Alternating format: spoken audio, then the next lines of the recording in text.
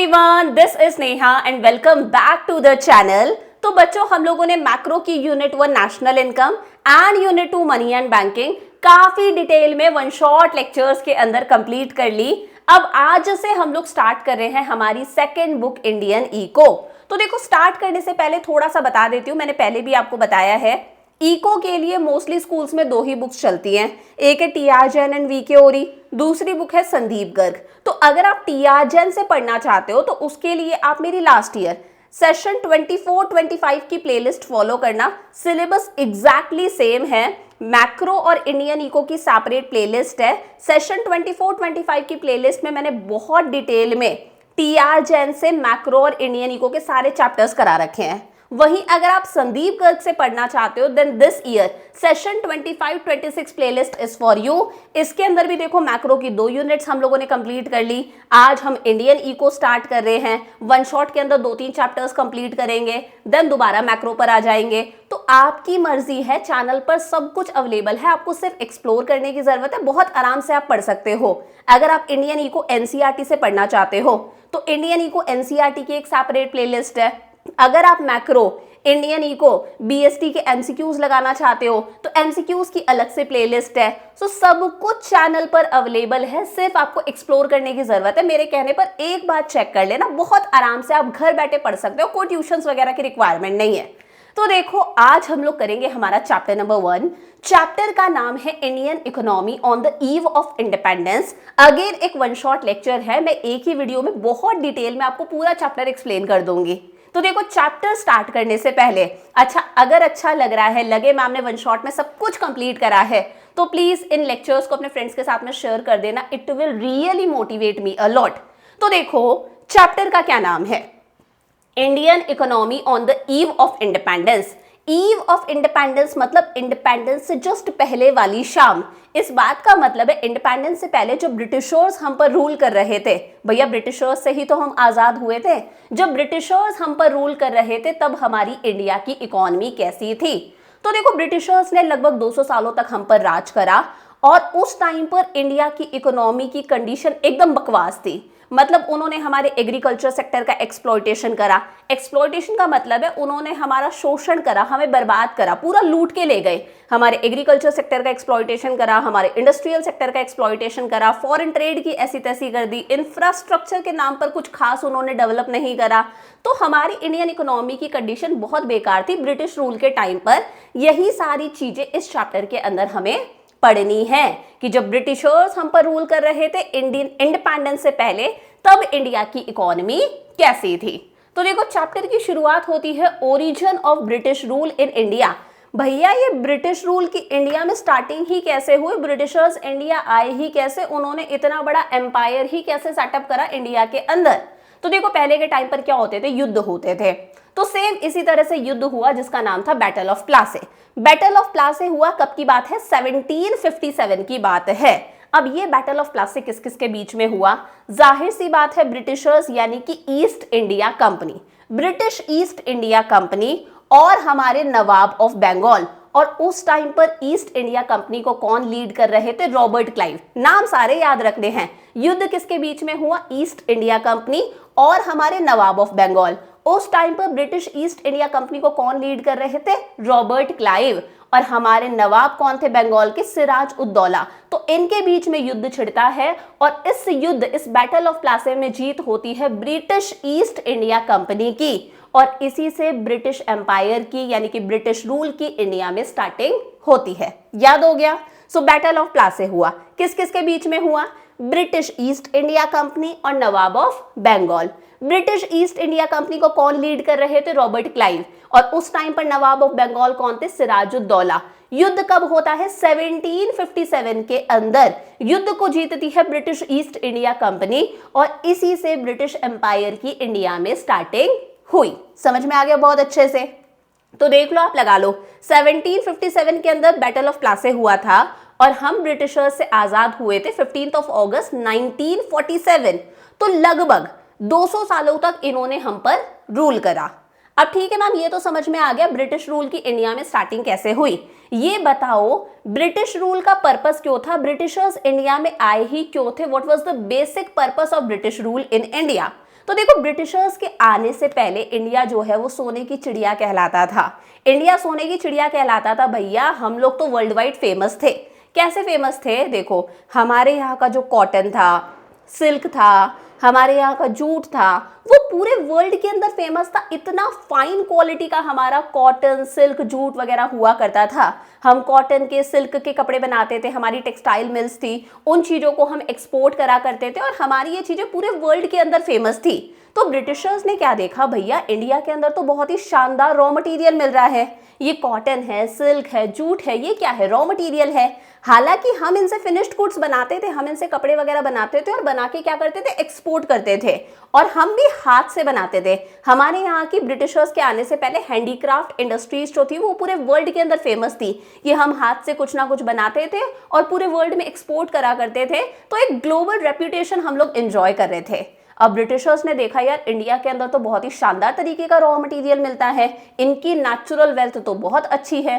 तो उन्होंने सोचा यार इंडिया से रॉ मटेरियल ले जाते हैं, कॉटन ले जाते हैं, सिल्क ले जाते हैं, जूट ले जाते हैं। इंडिगो भी उन्होंने हमसे उगवाई थी। इंडिगो मतलब नील होती है ना, तो वो कपड़ों को डाई करने के काम में आती है। ये सारी चीजें ब्रिटेन ले जाते हैं। ब्रिटेन में बहुत सारी टेक्सटाइल इंडस्ट्रीज है और वहां पर तो काम मशीनों से होता है, इंडिया की तरह हाथों से नहीं होता।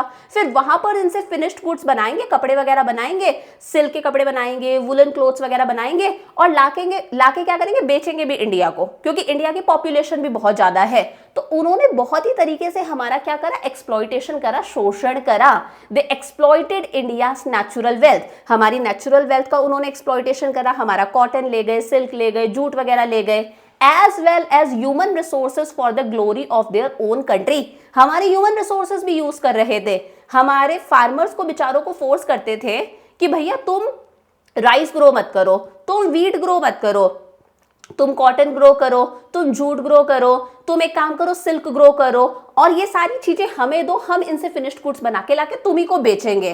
तो उन्होंने बहुत ही तरीके से हमारे नेचुरल वेल्थ, हमारे ह्यूमन रिसोर्सेज का क्या करा? एक्सप्लॉइटेशन करा, बर्बाद करा। उनका मेन पर्पस था कि वो इंडिया को क्या बना दे? एक फीडर इकोनॉमी बना दे। हम फीडर बन जाए, यानी कि हम ब्रिटेन को खिलाएं। क्या खिलाएं? रॉ मटेरियल खिलाएं ताकि वो फिनिश्ड गुड्स बनाएं। मतलब हमें वो एक फीडर इकोनॉमी बनाना चाहते थे कि हम उन्हें रॉ मटेरियल सप्लाई करें, वो भी उनके डेवलपमेंट के लिए। समझ में आया? सो ब्रिटिश रूल का मेन पर्पस ही क्या था कि वो इंडिया को एक फीडर इकोनॉमी बनाना चाहते थे, एक खिलाने वाली इकोनॉमी बनाना चाहते थे, रॉ मटेरियल का एक्सपोर्टर बनाना चाहते थे फॉर देयर ओन डेवलपमेंट। उन्होंने 200 सालों तक सिर्फ अपने डेवलपमेंट के बारे में सोचा। उन्होंने हमें कोई फैसिलिटीज नहीं दी। उन्होंने सिर्फ और सिर्फ इंडियन इकोनॉमी का क्या करा? फायदा उठाया। ठीक है मैम, समझ में आ गया। अब देखो आगे हम बात करते हैं। जब ब्रिटिशर्स हम पर रूल कर रहे थे, तो इस तरह से जब कोई एक देश आके दूसरे देश पर रूल करता है, दूसरे देश के सारे रिसोर्सेज को यूज करता है, नेचुरल रिसोर्सेज यूज कर रहा है, ह्यूमन रिसोर्सेज यूज कर रहा है, पूरा कब्जा कर लेता है, इसे हम लोग बोलते हैं कॉलोनियल रूल। तो जाहिर सी बात है कॉलोनियल रूल के टाइम पर इंडिया का जो इकोनॉमिक डेवलपमेंट था वो बहुत कम था। हमारा डेवलपमेंट ये समझ लो ना के बराबर था, बल्कि उनके आने से पहले we were the exporters of finished goods. हम हमारे हैंडीक्राफ्ट गुड्स, हाथ से बनी हुई चीजें एक्सपोर्ट करा करते थे। उन्होंने उसकी भी एस्तसी मचा दी। सो कॉलोनियल रूल के टाइम पर हमारी दशा बहुत ही खराब थी, इकोनॉमिक डेवलपमेंट ना के बराबर था। उस पर हम लोग बाद में आएंगे। सबसे पहले हम ये बात करते हैं कि भैया ब्रिटिशर्स के आने से पहले जो इंडिया सोने की चिड़िया कहलाता था, तो हमारी ब्रिटिश रूल से पहले इंडियन इकोनॉमी कैसी थी? Indian economy before the advent of British rule, उनके आने से पहले, इस बैटल ऑफ प्लासी से पहले इंडिया की इकोनॉमी कैसी थी? तो पहला पॉइंट याद रखना, प्रॉस्पेरस इकोनॉमी। प्रॉस्पेरस मतलब ग्रो करती हुई इकोनॉमी। सो इंडियन इकोनॉमी एक इंडिपेंडेंट इकोनॉमी थी, यानी कि हमें दूसरों के सामने हाथ नहीं फैलाने पड़ते थे, हम इंडिपेंडेंट थे। फूड ग्रेन्स में हम सेल्फ सफिशिएंट थे, सारी चीजों में हम सेल्फ रिलायंट थे, आत्मनिर्भर थे। वाइब्रेंट यानी कि एक शेक करती हुई इकोनॉमी थी, कोई रुकी हुई इकोनॉमी नहीं थी, एक वाइब्रेंट ग्रो करती हुई इकोनॉमी थी। प्रॉस्पेरस ग्रो करती हुई हमारी इकोनॉमी थी। सेकेंड है एग्रेरियन इकोनॉमी थी। भैया भारत एक कृषि प्रधान देश था, भारत एक कृषि प्रधान देश है, यानी कि एग्रेरियन इकोनॉमी। मोस्टली हमारी जो पॉपुलेशन थी वो एग्रीकल्चर सेक्टर पर डिपेंडेंट थी अपने लाइवलीहुड के लिए, यानी कि मोस्टली हमारी पॉपुलेशन एग्रीकल्चर सेक्टर पर डिपेंडेंट थी अपना लाइवलीहुड अर्न करने के लिए, अपना जीवन यापन करने के लिए। मतलब हमारी उस टाइम पर देखो 2/3 2/3 को अगर आप कैलकुलेट करोगे तो लगभग 66.67% पॉपुलेशन हमारी एग्रीकल्चर सेक्टर पर डिपेंडेंट थी। एग्रीकल्चर उनके लिए क्या था, एक सोर्स ऑफ लाइवलीहुड। थर्ड है वेल नोन हैंडीक्राफ्ट इंडस्ट्रीज। ये मैंने अभी भी आपको एक्सप्लेन करा था। हमारे यहाँ के जो हैंडीक्राफ्ट प्रोडक्ट्स थे, हाथ से बनाई हुई जो चीज़ें थी, वो पूरे वर्ल्ड के अंदर फेमस थी। हमारे यहाँ के कॉटन टेक्सटाइल्स पूरे वर्ल्ड में फेमस थे, हम एक्सपोर्ट करा करते थे। सिल्क टेक्सटाइल्स हम एक्सपोर्ट करा करते थे, क्योंकि हमारे यहाँ का कॉटन और सिल्क क्या बोले, इतनी शानदार क्वालिटी का था, इतनी फाइन क्वालिटी का था। उसके बाद में हमारी कारीगरी पूरे वर्ल्ड में फेमस थी, यानी कि हम कुछ ना कुछ हाथ से बनाते थे। जैसे बोलते हैं ना, मेटल्स हो गए या फिर कुछ स्टोन्स वगैरह हो गए, उन पर इस तरह से कुछ ना कुछ खुरच खुरच के, कुदेर कुदेर के कुछ इस तरह से डिजाइन्स बनाई जाती है। तो ये सारा काम हाथ से ही हो रहा है ना, ये हैंडीक्राफ्ट इंडस्ट्रीज थी हमारी। तो इस तरह से मेटल्स पर कारीगरी करी जाती थी, शिल्पकारी आई गेस इसे बोलते हैं। स्टोन्स पर कुछ कारीगरी करी जाती थी। तो हमारे यहाँ की जो कारीगरी, क्राफ्ट्समैनशिप थी, वो पूरे वर्ल्ड के अंदर फेमस थी। हम एक वर्ल्ड वाइड रेप्यूटेशन एंजॉय कर रहे थे। तो ऐसा था हमारा भारत देश ब्रिटिशर्स के आने से पहले। प्रॉस्पेरस इकोनॉमी, एग्रेरियन इकोनॉमी और हमारी हैंडीक्राफ्ट इंडस्ट्रीज पूरे वर्ल्ड के अंदर फेमस थी। ठीक बात हो गई। अब देखो टेक्सटाइल इंडस्ट्रीज की बात करते हैं। अभी तो मैंने आपको बताया कि हमारी हैंडीक्राफ्ट इंडस्ट्रीज पूरे वर्ल्ड के अंदर फेमस थी, हमारे कॉटन सिल्क टेक्सटाइल्स भी पूरे वर्ल्ड के अंदर फेमस थी। इसके अंदर भी यहाँ पर क्या लिखा है, Indian textile industry was famous world wide, ये तो मैंने आपको बता ही दिया। इसके अंदर भी हमारी जो बंगाल की टेक्सटाइल इंडस्ट्रीज थी वो और भी ज़्यादा फेमस थी। मतलब माना हमारी टेक्सटाइल इंडस्ट्रीज पूरे वर्ल्ड में फेमस थी, बंगाल की टेक्सटाइल इंडस्ट्रीज तो भैया क्या ही कहना। क्यों भैया? क्योंकि बंगाल में मिलता था एक बहुत ही फाइन क्वालिटी, बहुत ही अच्छी क्वालिटी वाला कॉटन, बहुत ही अच्छी क्वालिटी वाला कॉटन, जिसे बोला जाता था डैकई मसलिन। क्या बोला जाता था? डैकई मसलिन। अब आज जो ये पार्ट है जहां पर ये मसलिन बनता था, प्रोड्यूस होता था, वो पार्ट इंडिया के अंदर है ही नहीं। वो पार्ट पहले पाकिस्तान का हुआ, देन वो पार्ट किसका हो गया? बांग्लादेश का हो गया। आज ये जो हिस्सा है वो बांग्लादेश के अंदर है, बांग्लादेश में भी ढाका के अंदर। So Dakai muslin found in Bengal was famous all over the world as a famous cotton textile. Bengal के अंदर एक बहुत ही फाइन क्वालिटी का कॉटन बनता था, कॉटन प्रोड्यूस करा जाता था जिसका नाम था डैकई मसलिन।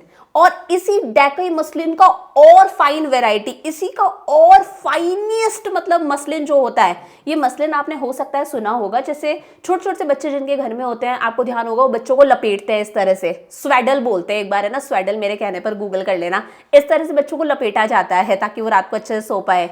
तो अगर आप ये जो कपड़ा होता है ये फर्स्ट क्राई वगैरह से खरीद रहे हो, किसी अच्छी जगह से खरीद रहे हो ना, तो मसलिन का आता है, एकदम सॉफ्ट सा होता है। तो इसी मसलिन का और भी फाइन क्वालिटी वाला जो मसलिन था, इसे बोलते थे मलमल। अब ये जो मलमल होता था ये बेसिकली राजा महाराजा पहनते थे, हमारी रॉयल क्लास पहनती थी।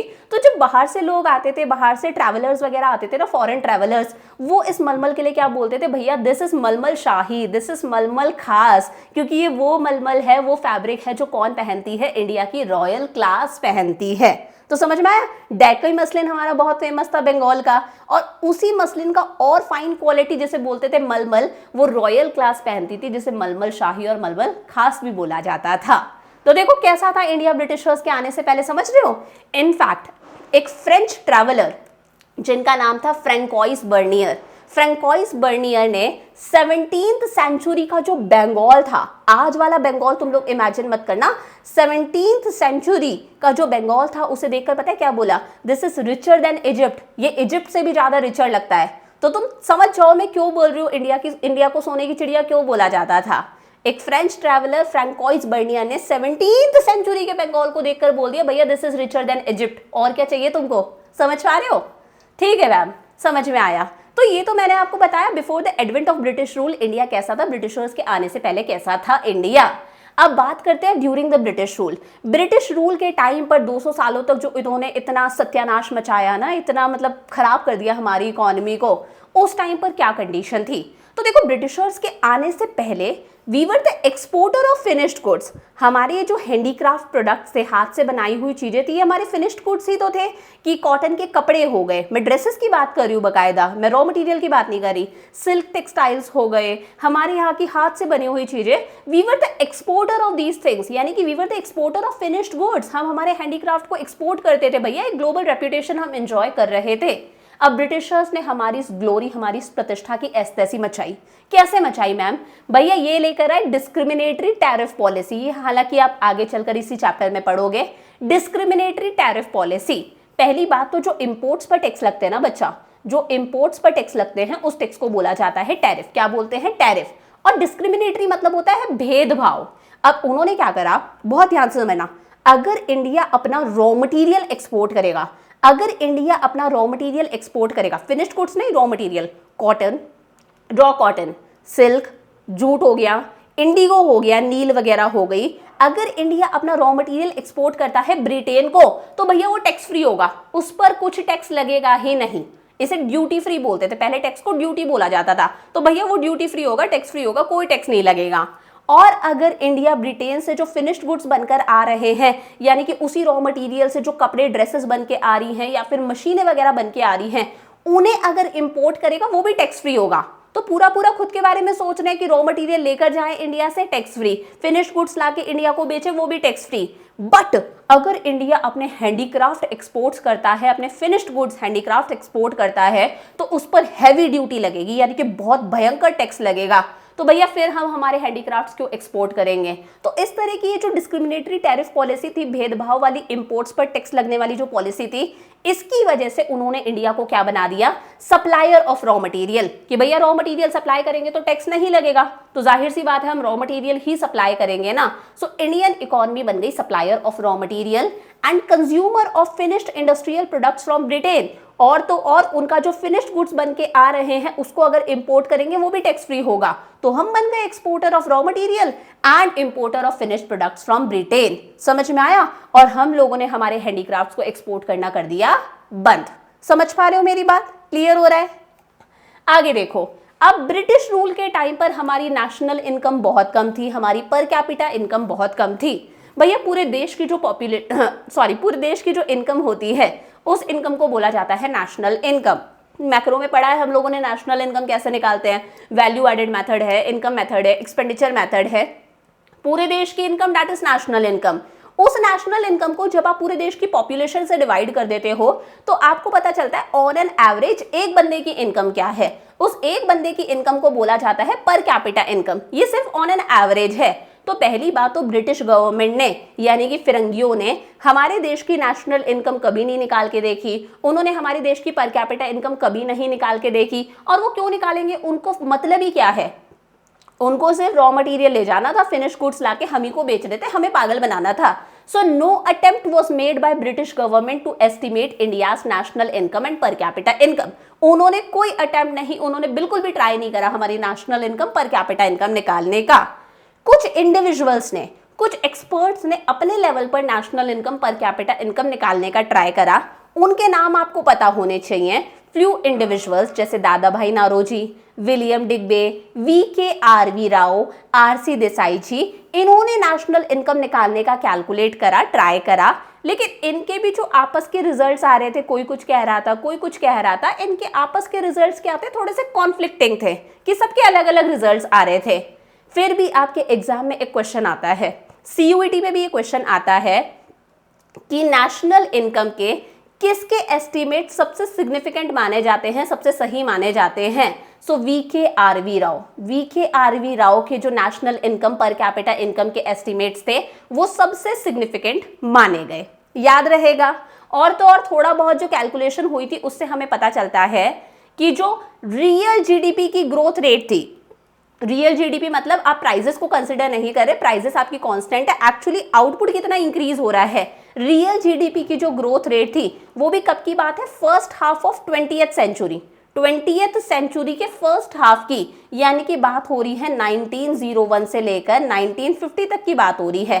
First half of 20th century. जैसे मैं 20th सेंचुरी बोल रही हूँ यानी कि मैं 1900 की बात कर रही हूँ, उसका फर्स्ट हाफ हो गया 1901 से 1950 तक। उस टाइम पर जो रियल जीडीपी की ग्रोथ रेट थी वो 2% से भी कम थी। और तो और पर कैपिटा आउटपुट, पर पर्सन के हिसाब से आप आउटपुट देख लो, पर पर्सन की इनकम देख लो, उसकी ग्रोथ रेट 0.5% से भी कम थी। इसीलिए मैं बोल रही हूँ नेशनल इनकम बहुत कम थी, पर कैपिटा इनकम बहुत कम थी, देश की स्थिति बहुत खराब थी ड्यूरिंग द ब्रिटिश रूल। ठीक है, समझ में आ गया अच्छे से। तो मैंने आपको सारा बता दिया कि ब्रिटिशर्स के आने से पहले इंडिया कैसा था और ब्रिटिशर्स जब रूल कर रहे थे तब इंडिया की इकोनॉमी कैसी थी। अब देखो हम वन बाय वन सारे सेक्टर्स डिस्कस करेंगे। सबसे पहले एग्रीकल्चर सेक्टर, फिर इंडस्ट्रियल सेक्टर, फिर फॉरेन ट्रेड, फिर हम लोग इंफ्रास्ट्रक्चर भी देखेंगे, डेमोग्राफिक प्रोफाइल भी देखेंगे। सारी चीजें हम इस चैप्टर में पढ़ने वाले हैं। सबसे पहले आता है एग्रीकल्चर सेक्टर। हमारा एग्रीकल्चर सेक्टर कैसा था जब ब्रिटिशर्स हम पर रूल कर रहे थे? तो देखो हमारी 85% पॉपुलेशन 85% पॉपुलेशन हमारी रूरल एरियाज में रह रही थी। Directly indirectly agriculture was their source of livelihood. वो एग्रीकल्चर यानी कि फार्मिंग करके अपनी फैमिली का पेट भर रहे थे। सो 85% of the countries population lived in rural areas and derived livelihood directly और इनडायरेक्टली फ्रॉम एग्रीकल्चर। तो बेटा इस हिसाब से तो एग्रीकल्चर सेक्टर का जीडीपी में कंट्रीब्यूशन बहुत ज्यादा होना चाहिए। फिर भी इस एग्रीकल्चर सेक्टर का जीडीपी में कंट्रीब्यूशन बहुत कम था। इतनी पॉपुलेशन हमारी फार्मिंग कर रही थी, एग्रीकल्चर सेक्टर में इंगेज्ड थी, फिर भी हम फूड ग्रेन्स में सेल्फ सफिशिएंट नहीं थे। फूड ग्रेन्स भी हमें कई बार इंपोर्ट करने पड़ते थे। देखो ब्रिटिश रूल के टाइम पर बहुत बार हमारे देश में फैमाइंस आए। फैमाइंस मतलब हंगर, स्टारवेशन, भुखमरी से लोगों की डेथ हुई है, भयंकर भुखमरी फैली है। तो आप सोच लो 85% पॉपुलेशन फार्मिंग कर रही है, फिर भी हम फूड ग्रेन्स में सेल्फ सफिशिएंट नहीं थे। इंडस्ट्रीज में काम करने के लिए रॉ मटेरियल की रिक्वायरमेंट होती है, हम रॉ मटेरियल में भी सेल्फ सफिशिएंट नहीं थे। इतनी पॉपुलेशन फार्मिंग कर रही है तो भैया शुगर बनाने के लिए हमारे पास में शुगर केन होना चाहिए, कॉटन के सिल्क के कपड़े बनाने के लिए हमारे पास में कॉटन सिल्क होना चाहिए। सही बात है, फिर भी फूड ग्रेन्स की कमी थी, रॉ मटेरियल की कमी थी इंडस्ट्रियल सेक्टर के अंदर। तो एग्रीकल्चर सेक्टर कैसा था हमारा? स्टेगनेंट था, यानी कि रुका हुआ था। एग्रीकल्चर सेक्टर में ग्रोथ का एक नामो निशान हमें देखने को नहीं मिल रहा था। स्टेगनेंट का मतलब होता है जब ग्रोथ मतलब नेग्लिजिबल है, ग्रोथ आपको देखने को ही नहीं मिल रही। एग्रीकल्चर सेक्टर कैसा था? एकदम रुका हुआ था, स्टेगनेंट था। उसके पीछे के मेन कारण क्या है? तो 4 रीजंस है। पहले इन 4 पॉइंट्स को याद करके मुझे कमेंट्स में लिख दो, मैं वन बाय वन सारे एक्सप्लेन कर रही हूं। ब्रिटिश गवर्नमेंट एक लैंड सेटलमेंट सिस्टम लेकर आई जिसका नाम था zamindari system. Second, forced commercialisation of agriculture. Production कम था, प्रोडक्टिविटी कम थी, और भैया स्केर्सिटी ऑफ इन्वेस्टमेंट। फार्मर्स के पास में एग्रीकल्चर सेक्टर में इन्वेस्ट करने के लिए कुछ नहीं था, कोई पैसा वैसा कुछ नहीं था। तो नंबर 1 है जो सबसे इंपॉर्टेंट है, ये अलग से भी आपसे पूछा जाता है, land settlement system. British government east India company जिसे हम बोलते हैं, वो एक सिस्टम लेकर आए, लैंड सेटलमेंट सिस्टम, जिसे बोला जाता है जमींदारी सिस्टम। क्या था? लैंड सेटलमेंट सिस्टम, जिसका नाम था जमींदारी सिस्टम। अब इस जमींदारी सिस्टम में हुआ क्या? इस जमींदारी सिस्टम में ब्रिटिश गवर्नमेंट ने एक ट्रायंगुलर रिलेशनशिप सेटअप करा। क्या करा? एक ट्रायंगुलर रिलेशनशिप सेटअप करा, यानी कि एक तरफ तो कौन है? खुद ब्रिटिश गवर्नमेंट। इसे आप ब्रिटिश गवर्नमेंट भी बोल सकते हो, इसे आप ईस्ट इंडिया कंपनी भी बोल सकते हो। एक तरफ आ गए हमारे जमींदार्स और एक तरफ थे टिलर्स ऑफ द सॉइल।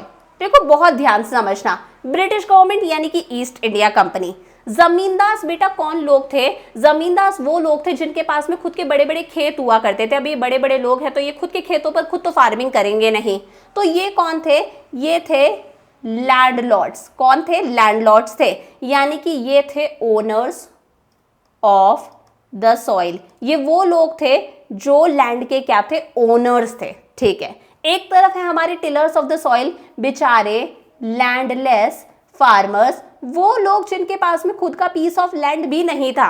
अब भैया खुद का पीस ऑफ लैंड नहीं है तो कहीं पर तो खेती करनी पड़ेगी, ताकि जो भी प्रोड्यूस करा है उसे सेल्फ कंजम्पशन के लिए यूज में ले सके, उससे अपनी फैमिली का पेट भर सके।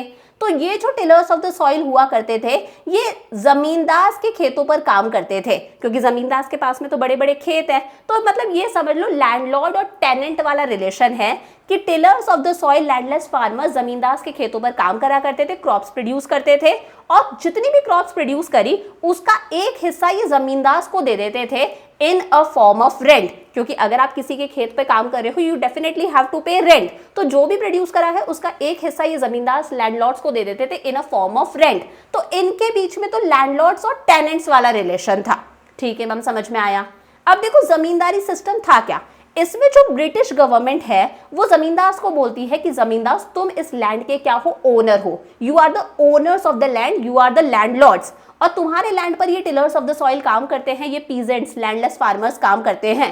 तुम्हें इन लैंडलेस फार्मर्स से टैक्स कलेक्ट करना पड़ेगा, जिस टैक्स का नाम था लैंड रेवेन्यू, और इसे हिंदी में बोला जाता था, आपने मूवी देखी होगी लगान, क्या बोला जाता था, लगान। तो ब्रिटिश गवर्नमेंट जमींदार को बोलती है कि तुम इन लैंडलेस फार्मर्स से टैक्स कलेक्ट करो, टैक्स मतलब लैंड रेवेन्यू कलेक्ट करो जिसका नाम था लगान, और टैक्स कलेक्ट करके लाके किसको दो, हमको दो। अगर तुम ऐसा करते हो तो ठीक है, मतलब जमींदार क्या बन गए, इंटरमीडियरी बन गए, ये बीच का दलाल बन गए जिनका काम है लैंडलेस फार्मर्स से टैक्स कलेक्ट करना और किसको देना, टैक्स ब्रिटिश गवर्नमेंट को देना। सो तुम इनसे टैक्स कलेक्ट करो, टैक्स कलेक्ट करके लाके हमें दो। अगर तुम ऐसा करते हो तो ठीक है, नहीं करोगे तो हम तुमसे तुम्हारी जमीन छीन लेंगे, यानी कि हम तुमसे तुम्हारी जमींदारी छीन लेंगे। और तुम ये जो काम कर रहे हो इस काम का तुम्हें कमीशन भी मिलेगा, जितना भी तुम लोगों ने लगान कलेक्ट करा है यानी कि लैंड रेवेन्यू कलेक्ट करा है उसका 1/11 पार्ट जो है वो तुम्हें मिल जाएगा इन अ फॉर्म ऑफ कमीशन। समझ में आया। तो यहाँ पर बल्ले बल्ले ब्रिटिश गवर्नमेंट की हो रही है, यहाँ पर बल्ले बल्ले जमींदार की हो रही है कि उन्हें तो रेंट भी मिल रहा है क्योंकि टेनेंट्स उनके लैंड पर काम कर रहे हैं, उन्हें जो वो लैंड रेवेन्यू कलेक्ट कर रहे हैं उसमें से भी 1/11 पार्ट उन्हें मिल रहा है इन अ फॉर्म ऑफ कमीशन। बेचारा एक्सप्लॉयटेशन हो रहा है टिलर्स ऑफ द सॉइल का कि एक तरफ भारी रेंट भी पे कर रहे हैं, अच्छा खासा लैंड रेवेन्यू भी पे कर रहे हैं, और ब्रिटिश गवर्नमेंट इस लैंड रेवेन्यू को टाइम टू टाइम इंक्रीज भी करती रहती थी कि बेचारे फार्मर्स के पास में कुछ नहीं बचता था, इनकी 2 वक्त की रोटी का गुजारा भी नहीं होता था। So this was land settlement system. British government setup triangular relationship among the government यानी कि ब्रिटिश गवर्नमेंट, एक तरफ थे ओनर्स ऑफ द सॉइल यानी कि जमींदार, और एक तरफ थे हमारे टिलर्स ऑफ द सॉइल यानी कि पीजेंट्स लैंडलेस फार्मर्स। इस सिस्टम का नाम था जमींदारी सिस्टम। जमींदार को कौन बोला गया कि तुम हो owners of the land and were given the right to collect the land revenue लगान फ्रॉम द फार्मर्स। इन्हें बोला फार्मर्स से क्या कलेक्ट करो, लगान कलेक्ट करो।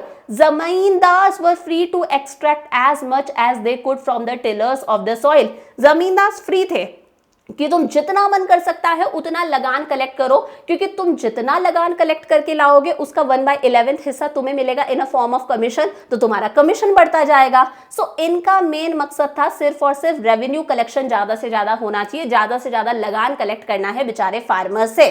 Tillers of the soil were not left with much surplus for investment in agriculture.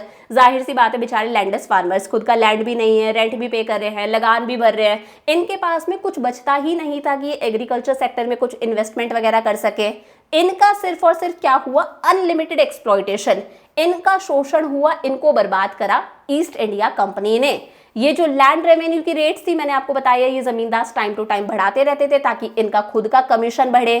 Colonial government यानी कि ईस्ट इंडिया कंपनी, जमींदार वगैरह ने कभी भी हमारे देश की एग्रीकल्चर सेक्टर की कंडीशन को इंप्रूव करने के लिए कोई स्टेप्स नहीं लिए। इनका मकसद था सिर्फ और सिर्फ अपनी जेबें भरना। पहला समझ में आ गया लैंड सेटलमेंट सिस्टम, जमींदारी सिस्टम। सेकेंड है फोर्स्ड कमर्शियलाइजेशन ऑफ एग्रीकल्चर।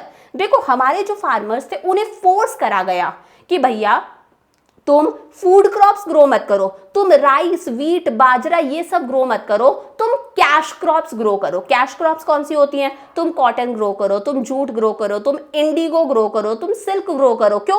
क्योंकि इनकी डिमांड थी ब्रिटेन के अंदर टेक्सटाइल इंडस्ट्रीज में, वो इन सब चीजों को ब्रिटेन लेकर जाना चाहते थे in a form of raw material, वहां पर फिनिश गुड्स बना के लाके हम ही को बेचना चाहते थे। सो कमर्शियलाइजेशन ऑफ एग्रीकल्चर का मतलब क्या है?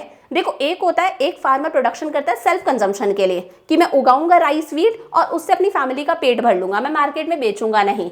एक वो प्रोडक्शन कर रहा है ताकि जो भी उसने प्रोड्यूस करा है उसे वो मार्केट में बेचकर पैसा कमा सके। सो कमर्शियलाइजेशन ऑफ एग्रीकल्चर का मतलब है production of crops for sale in the market, हमारे फार्मर्स क्या करने लग गए, क्रॉप्स प्रोड्यूस करने लग गए, वो भी फूड क्रॉप्स नहीं, कॉटन, सिल्क, जूट, इंडिगो वगैरह, ताकि वो उन्हें बेच सके, पैसा कमा सके, ना कि सेल्फ कंजम्पशन के लिए। पहले वो सेल्फ कंजम्पशन के लिए फूड क्रॉप्स ग्रो करते थे। ब्रिटिश रूल के टाइम पर क्या हुआ, फार्मर्स को ज्यादा प्राइस पे करी गई, फार्मर्स को फोर्स करा गया कि भैया तुम कैश क्रॉप्स यानी कि commercial crops, cotton, jute, Indigo वगैरह ग्रो करो।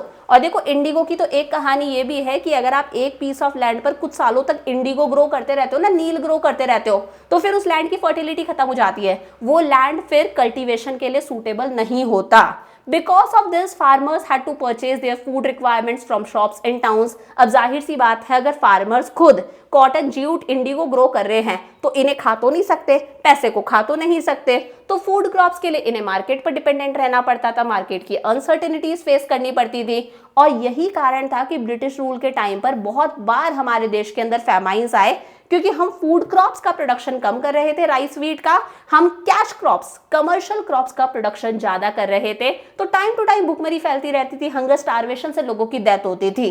सो एग्रीकल्चर सेक्टर कैसा था, स्टेगनेंट था। दो देख लिए, land settlement system, zamindari system, forced commercialisation of agriculture, agriculture को कमर्शियलाइज करा, सेल्फ कंजम्पशन से किस पर शिफ्ट कर दिया कि कैश क्रॉप्स ग्रो करो और उन्हें बेचो, वो भी किसको, ईस्ट इंडिया कंपनी को। तीसरा आता है लो प्रोडक्शन एंड प्रोडक्टिविटी। देखो प्रोडक्शन का मतलब है टोटल आउटपुट ही कम था, टोटल आउटपुट का प्रोडक्शन ही कम था, राइस, व्हीट कम ग्रो करा जा रहा था। और जब उसी टोटल प्रोडक्शन को हम एरिया से डिवाइड कर देते हैं, जिस एरिया पर प्रोडक्शन हुआ है उसे प्रोडक्टिविटी बोला जाता है। टोटल प्रोडक्शन मतलब टोटल आउटपुट, जो आउटपुट है उसे एरिया से डिवाइड कर दो कि इस एरिया में प्रोडक्शन हुआ है इतना, तो उसे हम प्रोडक्टिविटी बोलते हैं। प्रोडक्शन प्रोडक्टिविटी दोनों ही बहुत कम थे, प्रोडक्शन प्रोडक्टिविटी दोनों कम थे, चाहे वो राइस ले लो, व्हीट ले लो, कोई भी आप क्रॉप्स ले लो। रीजन सिंपल सा था, कोई परमानेंट मीन्स ऑफ इरिगेशन नहीं थे, कोई कैनाल्स वगैरह नहीं बनाए गए थे। We were entirely dependent on rainfall. किसी साल अच्छी बारिश होती थी तो फार्मर्स प्रोडक्शन कर लेते थे, बारिश नहीं होती थी तो प्रोडक्शन नहीं हो पाता था। एग्रीकल्चर सेक्टर के अंदर कोई टेक्नोलॉजी का यूज नहीं करा जा रहा था, कोई केमिकल फर्टिलाइजर्स यानी कि केमिकल खाद वगैरह का कोई यूज नहीं था, तो फार्मर्स जो थे उनका प्रोडक्शन भी कम था, उनकी प्रोडक्टिविटी कम थी। क्यों थी? क्योंकि वो पूरी तरह से रेनफॉल पर डिपेंडेंट थे। No means of irrigation, no technology, no chemical fertilisers, nothing.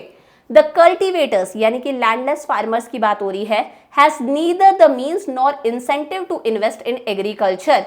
हमारे बेचारे फार्मर्स के पास में मीन्स यानी कि कुछ था भी नहीं पैसा कि वो एग्रीकल्चर सेक्टर में इन्वेस्ट कर सके, कुछ permanent means of irrigation develop कर सके, ना इंसेंटिव, ना वो करना चाहते थे। क्यों करना चाहेंगे? क्योंकि बेचारे रेंट भी दे रहे हैं, बेचारे लगान भी भर रहे हैं, और ब्रिटिश गवर्नमेंट ने कभी भी कोई अमाउंट स्पेंड नहीं करा कि बेचारे फार्मर्स को एग्रीकल्चरल एजुकेशन दो, बेचारे फार्मर्स को थोड़ी बहुत टेक्निकल एजुकेशन दो। उन्होंने इस चीज के लिए कोई स्टेप्स नहीं लिए। 3 पॉइंट्स हो गए। लास्ट आता है स्केर्सिटी ऑफ इन्वेस्टमेंट। भैया इन्वेस्ट करने के लिए पैसा ही नहीं था, इन्वेस्ट कैसे करें? देखो एग्रीकल्चर सेक्टर में भी इन्वेस्टमेंट की रिक्वायरमेंट होती है, पैसा चाहिए होता है टेरेसिंग के लिए, कि मान लो इस तरह का कोई माउंटेन है, अब इस पर तो खेती नहीं करी जा सकती, हिली एरियाज पर खेती कैसे करेंगे? तो यहाँ पर टेरेसिंग करी जाती है। देखो इस तरह का अगर माउंटेन होगा तो लैंडस्लाइड्स भी आती हैं, सॉइल की जो टॉप मोस्ट लेयर है वो उड़ती जाती है, सॉइल इरोजन भी होता है।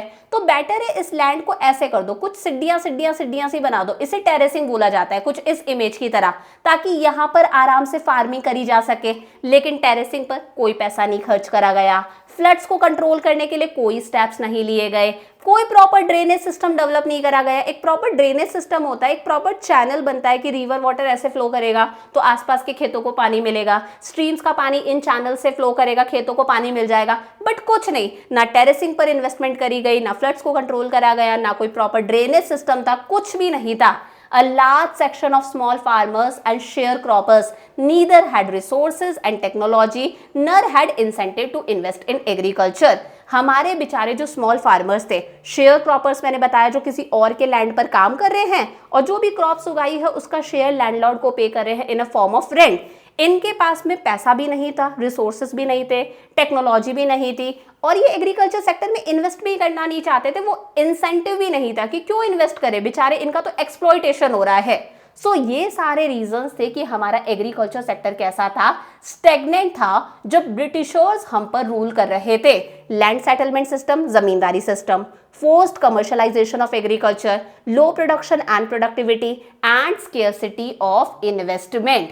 अगला सेक्टर आता है, देखो नेक्स्ट सेक्टर डिस्कस करने से पहले partition of the country and its impact. ये तो इंडिपेंडेंस के टाइम की बात है, जब हम इंडिपेंडेंट हुए थे उस टाइम पर जो इंडिया पाकिस्तान का पार्टीशन हुआ उसका भी इंडिया के एग्रीकल्चर सेक्टर पर एक बहुत नेगेटिव इम्पैक्ट पड़ा। इम्पैक्ट क्या था भैया, जब पार्टीशन हुआ तो इंडिया को 82% पॉपुलेशन मिली, हमें पॉपुलेशन तो ज्यादा मिली लेकिन फूड ग्रेन एरिया जहां पर जो कल्टीवेशन वाला एरिया था जहां पर प्रोडक्शन हो सके वो हमें सिर्फ 65% ही मिला। 82% हमें पॉपुलेशन मिली लेकिन सिर्फ 65% फूड ग्रेन एरिया हमारे हिस्से आया। हमारा जो हाईली इरिगेटेड लैंड था जहां पर पानी जाता था अच्छे से, जो फर्टाइल लैंड था वो पाकिस्तान के पास में चले गया पार्टीशन के टाइम पर। So a sizeable portion of undivided countries highly irrigated, हमारा हाईली इरिगेटेड एक जो फर्टाइल लैंड था वो किसके पास में चले गया, पाकिस्तान के पास में चले गया।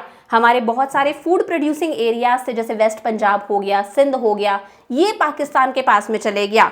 लगभग हमारा ऑलमोस्ट सारा का सारा जूट प्रोड्यूसिंग जो एरिया था वो किसके पास में चले गया, पाकिस्तान के पास में चले गया, which is now a part of Bangladesh. तो समझ पा रहे हो, पार्टीशन का भी हमारे देश पर एक नेगेटिव इंपैक्ट पड़ा कि हमारा अच्छा खासा पूरा का पूरा जूट प्रोड्यूसिंग एरिया पाकिस्तान के पास में चले गया, हाईली इरिगेटेड लैंड हमारा पाकिस्तान के पास में चले गया और 82% पॉपुलेशन को हम खिला रहे हैं। सो पार्टीशन का भी हमारे एग्रीकल्चर सेक्टर पे क्या पड़ा, एक नेगेटिव इम्पैक्ट पड़ा। अब अगला आता है हमारा इंडस्ट्रियल सेक्टर। बेटा इंडस्ट्रीज में क्या होता है, रॉ मटेरियल को फिनिश्ड गुड्स में कन्वर्ट करा जाता है। एग्रीकल्चर सेक्टर वगैरह से या फिर माइनिंग से, इन सब चीजों से जो भी रॉ मटेरियल आ रहा है उसे फिनिश्ड गुड्स में कन्वर्ट करा जाता है इंडस्ट्रीज के अंदर। सो एग्रीकल्चर सेक्टर की तरह ही इंडस्ट्रियल सेक्टर भी हमारा कोई खास डेवलप नहीं हुआ, कोई स्ट्रॉन्ग इंडस्ट्रियल बेस हमारा डेवलप नहीं हुआ ब्रिटिश रूल के टाइम पर। तो कैसा था देखो हमारा इंडस्ट्रियल सेक्टर, डी इंडस्ट्रियलाइजेशन। जब किसी देश में इंडस्ट्रीज खुलती हैं उसे इंडस्ट्रियलाइजेशन बोला जाता है, जब इंडस्ट्रीज बंद होती हैं उसे बोला जाता है डी इंडस्ट्रियलाइजेशन। ब्रिटिशर्स ने हमारी हैंडीक्राफ्ट इंडस्ट्रीज को बंद करवा दिया, इसका हमारे देश पर एडवर्स इफेक्ट भी पड़ा कि हमारे देश में अनएम्प्लॉयमेंट आ गया। हैंडीक्राफ्ट इंडस्ट्रीज पूरे वर्ल्ड में फेमस थी, वो उन्होंने बंद करवा दी तो हमारा अनएम्प्लॉयमेंट आना तो ऑब्वियस है। कैपिटल गुड्स की इंडस्ट्रीज हमारे देश में बहुत कम थी। कैपिटल गुड्स की इंडस्ट्रीज मतलब जहां पर मशीनें बनती हैं, जिन मशीनों से फर्दर प्रोडक्शन होता है, इन कैपिटल गुड्स इंडस्ट्रीज की कमी थी। इंडस्ट्रियल सेक्टर का जीडीपी में कंट्रीब्यूशन बहुत कम था और सरकार का कोई रोल नहीं था इंडस्ट्रियलाइजेशन के प्रोसेस में, क्योंकि वो तो हमारे डेवलपमेंट के लिए आए ही नहीं थे, वो तो अपने देश के डेवलपमेंट के लिए आए थे, वो इंडिया को एक फीडर इकोनॉमी की तरह यूज कर रहे थे। तो पहला है deindustrialisation, decline of handicraft industries. देखो प्राइमरी मोटिव क्या था ब्रिटिश गवर्नमेंट का कि भैया इंडिया से रॉ मटेरियल ले जाएंगे सस्ते के अंदर, इंडिया से सिल्क, कॉटन, जूट, इंडिगो वगैरह लेकर जाएंगे क्योंकि वहां पर ब्रिटेन के अंदर टेक्सटाइल इंडस्ट्रीज है, वहां पर फिनिश्ड गुड्स बनाएंगे, फिर वहां पर कपड़े वगैरह बनाएंगे, सिल्क क्लोथ्स बनाएंगे, कॉटन क्लोथ्स बनाएंगे, वुलन क्लोथ्स बनाएंगे और लाकर ये फिनिश्ड प्रोडक्ट्स बेचेंगे भी किसको, इंडिया के अंदर ही बेचेंगे कंपैरेटिवली हायर प्राइसेस पर। तो उनका मोटिव क्या था कि सस्ते में यहां से रॉ मटेरियल ले जाओ, वहां पर जाके फिनिश्ड गुड्स बनाओ और लाकर बेचो भी किसको, इंडियंस को ही बेचो, ये उनका मोटिव था। अब इस मोटिव को उन्होंने अचीव कैसे करा, उन्होंने कैसे हमारी हैंडीक्राफ्ट इंडस्ट्रीज को बंद करवा दिया। मैंने बताया ब्रिटिशर्स के आने से पहले हमारी जो हैंडीक्राफ्ट इंडस्ट्रीज थी, हम जो हाथ से चीजें बनाते थे, वो हैंडीक्राफ्ट इंडस्ट्रीज पूरे वर्ल्ड के अंदर फेमस थी, लेकिन उन्होंने हमारी हैंडीक्राफ्ट इंडस्ट्रीज को बंद करवा दिया, डिक्लाइन हो गई। कैसे, वो लेकर आए एक डिस्क्रिमिनेटरी टैरिफ पॉलिसी, जो मैंने आपको पहले भी एक्सप्लेन करा था, भेदभाव वाली टैरिफ पॉलिसी कि अगर इंडिया अपना रॉ मटेरियल एक्सपोर्ट करता है तो वो टैक्स फ्री होगा, उस पर कोई टैक्स नहीं लगेगा। Duty free export of raw material, duty मतलब टैक्स, तो tax free export of raw material. ठीक है भैया, हम रॉ मटेरियल एक्सपोर्ट करने लग गए, वहीं अगर हम उनसे उनके फिनिश्ड गुड्स इंपोर्ट करते हैं वो भी क्या होगा, ड्यूटी फ्री होगा, टैक्स फ्री होगा। तो भैया हम उनके फिनिश्ड गुड्स इंपोर्ट करने लग गए। अब अगर किसी चीज पर टैक्स नहीं लग रहा तो जाहिर सी बात है वो चीज कंपैरेटिवली सस्ती हो जाती है। लेकिन अगर इंडिया अपने फिनिश्ड गुड्स यानी कि अपने हैंडीक्राफ्ट्स एक्सपोर्ट करेगा तो उस पर हैवी ड्यूटी लगेगी, बहुत ज्यादा टैक्स लगेगा तो हम क्या बन गए, exporter of raw material and importer of finished goods, और हमारा इंडस्ट्रियल सेक्टर धीरे धीरे खत्म होता गया। मतलब इंडस्ट्रियलाइजेशन नहीं हुआ, उल्टा हुआ डी इंडस्ट्रियलाइजेशन। हमारी हैंडीक्राफ्ट इंडस्ट्रीज का क्या हुआ, डिक्लाइन हुआ, हमारी हैंडीक्राफ्ट इंडस्ट्रीज धीरे धीरे शट डाउन हो गई। Indian markets were full of finished goods from Britain. जाहिर सी बात है हमारे मार्केट के अंदर अब हैंडीक्राफ्ट कम मिलता था, ब्रिटेन से आए हुए फिनिश्ड गुड्स ज्यादा मिलते थे क्योंकि वो ड्यूटी फ्री थे, उन पर कोई टैक्स नहीं लगता था। It led to decline in Indian handicrafts. Indian handicrafts धीरे धीरे खत्म हो गए, डोमेस्टिक मार्केट में भी डिमांड कम हो गई और एक्सपोर्ट करना तो वैसे ही कम हो गया था क्योंकि एक्सपोर्ट्स पर हैवी ड्यूटी लगा दी थी। तो धीरे धीरे उन्होंने हमारी हैंडीक्राफ्ट इंडस्ट्रीज को क्या कर दिया, खत्म कर दिया, एक्सप्लॉइट कर दिया। पहला पॉइंट क्लियर है। सेकेंड है adverse effects of decline of handicraft industry. बेटा ये जो हमारी हैंडीक्राफ्ट इंडस्ट्रीज उन्होंने बंद करी उसका क्या एडवर्स इफेक्ट हम पर देखने को मिला। पहला है हाई लेवल ऑफ अनएम्प्लॉयमेंट। इतनी सारी पॉपुलेशन हमारी हैंडीक्राफ्ट इंडस्ट्रीज के अंदर थी, वो हैंडीक्राफ्ट इंडस्ट्रीज ही अगर खत्म हो गई तो अनएम्प्लॉयमेंट तो आएगा ही। फिर ये पॉपुलेशन कहाँ पर आ जाती है, एग्रीकल्चर सेक्टर में शिफ्ट हो जाती है, तो गाँव के अंदर भीड़ बढ़ गई, एग्रीकल्चर सेक्टर हमारा कैसा हो गया, ओवर क्राउड हो गया। सेकेंड है इंपोर्ट ऑफ फिनिश गुड्स। हम ब्रिटेन से क्या करने लग गए थे, फिनिश गुड्स इंपोर्ट करने लग गए थे। अब देखो कोई चीज जो मशीन से बनकर आती है, जो ब्रिटेन से गुड्स आ रहे थे वो मशीनों से बने हुए थे।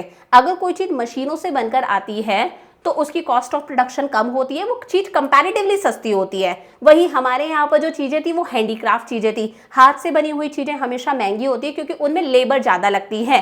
सो हमारे जो इंडियन हैंडीक्राफ्ट्स थे वो जो ब्रिटेन से फिनिश्ड गुड्स बनकर आ रहे थे, मशीनों से बने हुए प्रोडक्ट्स जो बनकर आ रहे थे, उनके साथ में वो टफ कंपटीशन फेस नहीं कर पाए। समझ पा रहे हो, हमारा प्रोडक्ट महंगा है, उनका प्रोडक्ट कंपैरेटिवली सस्ता है क्योंकि वो मशीनों से बना हुआ है। सो हमारे प्रोडक्ट्स उनके प्रोडक्ट के साथ में कॉम्पीट नहीं कर पाए।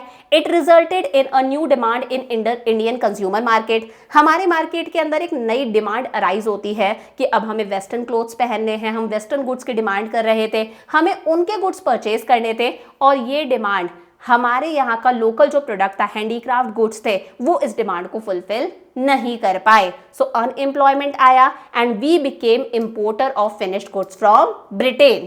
थर्ड आता है lack of capital goods industry. बेटा कैपिटल गुड्स की इंडस्ट्रीज की बहुत कमी थी। कैपिटल गुड्स इंडस्ट्रीज के अंदर मशीनें बनती हैं, टूल्स वगैरह बनते हैं, जिन चीजों की हेल्प से इंडस्ट्रीज में फर्दर प्रोडक्शन होता है। इंडस्ट्रीज में प्रोडक्शन करना है तो मशीनों की रिक्वायरमेंट होती है। ये मशीनें जहां पर बनती हैं उन इंडस्ट्रीज को कैपिटल गुड्स इंडस्ट्री बोला जाता है। सो कैपिटल गुड्स इंडस्ट्रीज की कमी थी। Capital goods industry refers to those industry जहां पर मशीन्स प्रोड्यूस होती है ताकि हम उन मशीन से फर्दर प्रोडक्शन कर सके।